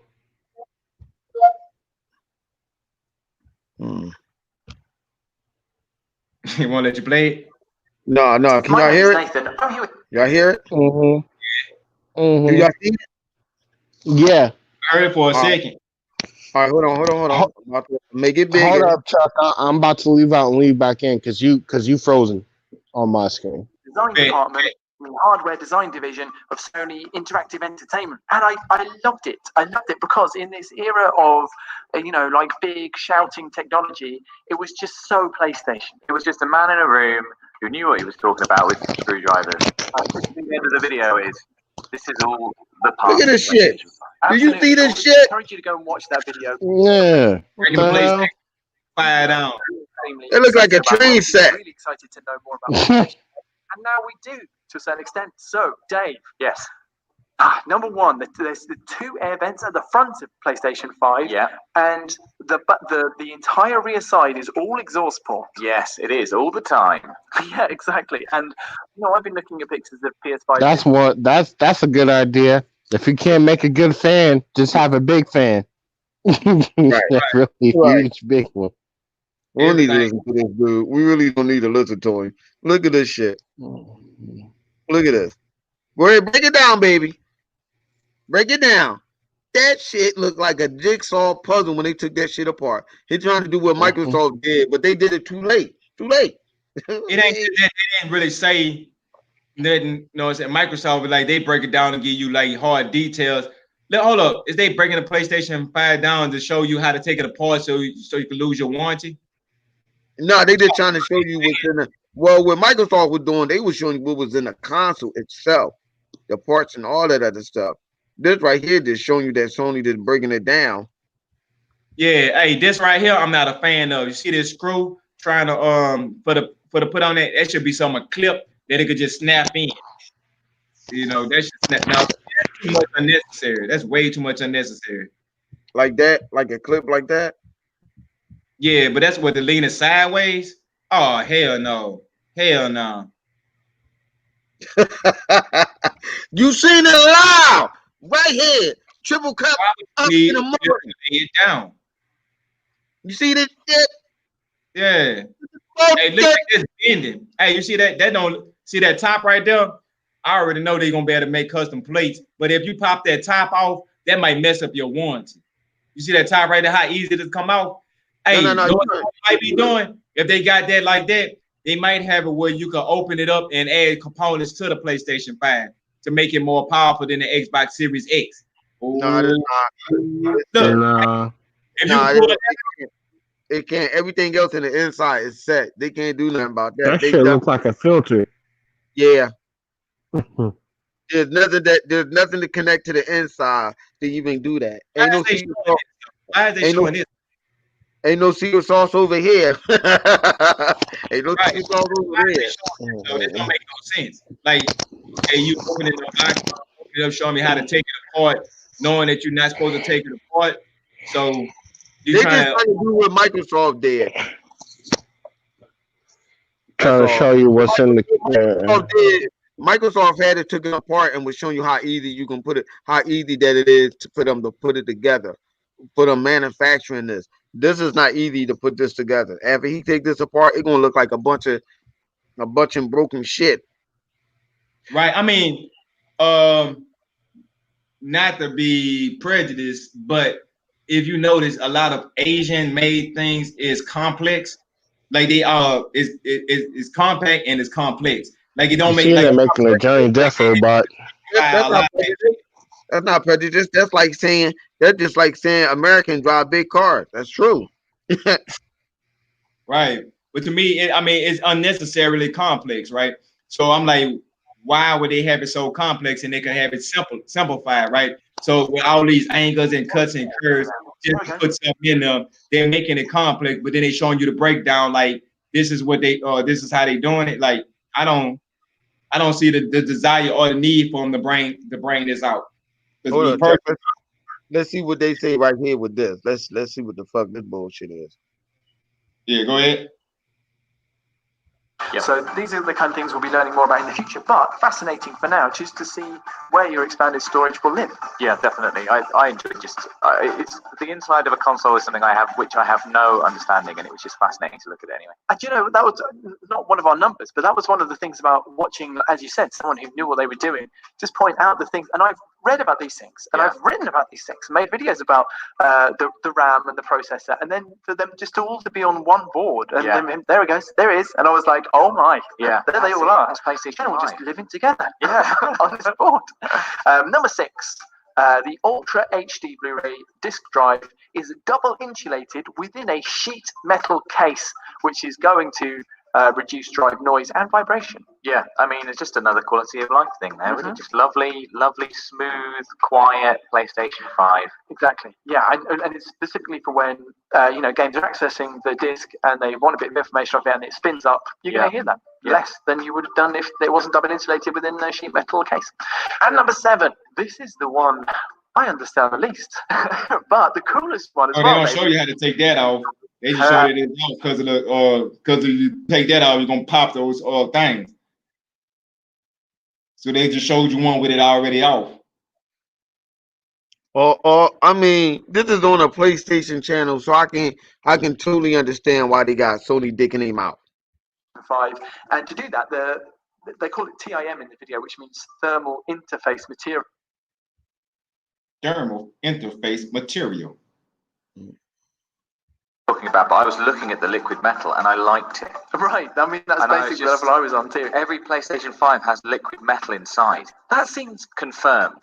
and it's to ensure long-term, stable, high cooling performance Yeah. on PlayStation 5, which is, I'm sure that that's the important thing, but it's liquid metal. It's liquid metal. It's liquid metal. I'd make more of that. Put that on the box. There was also mentioned the heatsink, similar design principles to the ones used in PlayStation 3 and PlayStation 4, but configured and designed in such a way that it has the performance level of a vapor chamber, which is a different kind of cooling system. So there you go. I know.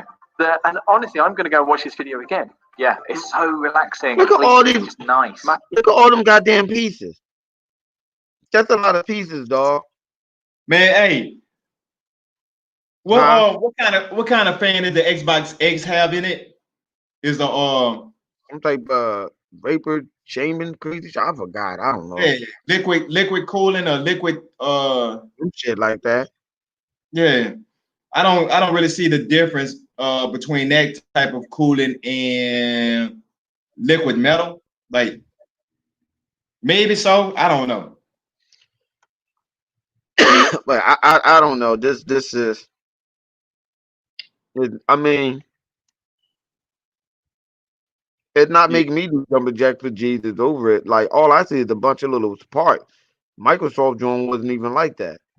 They joint wasn't a bunch of little parts. Sony joint looked like, yo, whoever take that shit apart, I feel sorry for you. You're a dummy. Right. So I mean, me, I'm not a fan of it either. Like it just don't make sense to me. Like, you know, I don't get it. Like, what's the whole purpose? Like, you want to do a tear down because Microsoft didn't do like when you watch Microsoft video of it, you see how clean it comes right back together when they do their video, like how they put it back together versus like what Sony did. They was trying to put something together, but the way they was putting it together, it kind of felt like it was real very it don't look good. That's all I'm gonna say. It does not look good. Right. It kind of just gave you that feel of this is what they doing. This is this is what they doing. More or less feel than anything. Like it don't feel like they doing something that's gonna be what you call it to the public. I think I did that wrong. Now watch this. Now you seen that, right? Yeah. Now this is the thing that you're not going back. Hey, I'm trying shit on the fly, so that's why all that stuff had looked like how I was looking at that moment. Like it was just going everywhere. Yeah. I don't know if it worked went back right now, but yeah. That's pretty much it. Huh? There it is.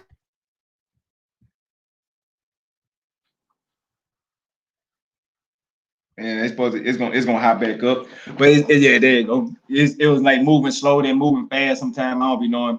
I just be trying to like figure out what it's gonna do, how it's gonna do it, and pretty soon I get the shit down pat. But yeah, this is a talk about this Marvel DC. Marvel DC Spider-Man and OP characters, and on top of OP characters, let me come put my face all into the camera like this here, so y'all can see exactly what I'm talking about. For everybody that's watching, I'm getting close as I possibly can to you because this is the closest we're gonna ever be able to get without passing the coronavirus to each other. So I just want to be close in person to everybody so they can see my face. But anyway, though, let's go ahead and get up out of here, man. Yeah, I enjoyed myself. This was supposed to be a 10-minute video, 10-15-minute video talking about Spider-Man 3, Into the Spider-Verse, Spider-Man, Jamie Foxx, Spider-Man, or what they're gonna do inside the new Spider-Verse with Tom Holland Spider-Man, or what's his name, Garfield Spider-Man, and the other Spider-Man, all the other good shit. I might get tongue twisted because I'm almost out of breath with the Spider-Man talk. I think Webb got my tongue. Well, anyway, y'all ready to get up out of here, man? Because we got to do on out of here. Yeah, you know we got to do the Heroic Vibration podcast as well this Thursday, and we got to get that shit back popping hard because before people start trying to mimic us, y'all know what the originals are. So and remember, we are not responsible for the truth that you may or may not hear. This is synergy. This is synergy. We talk about anything we want to and everything. Collective mind. You know, it's not about me, it's about we. All of us. Synergy. Shout out to Bone, you know what I'm saying? Big homie. He doing his thing. Everybody out there that's doing their shit. Everybody that was in the chat, man. Appreciate y'all for rocking with us, man. It mean everything to us. We coming up, so you know what I'm saying? This here do mean more to us than most of these bigger YouTubers because every individual person is special to us. Man, we up out of here. Yeah, they here to flip money. Yeah. Okay, I don't get up out of here too quick. I'm gonna holler at you when we leave up out of here. Everybody else, catch me on the Xbox street, throwing them things out of here. God.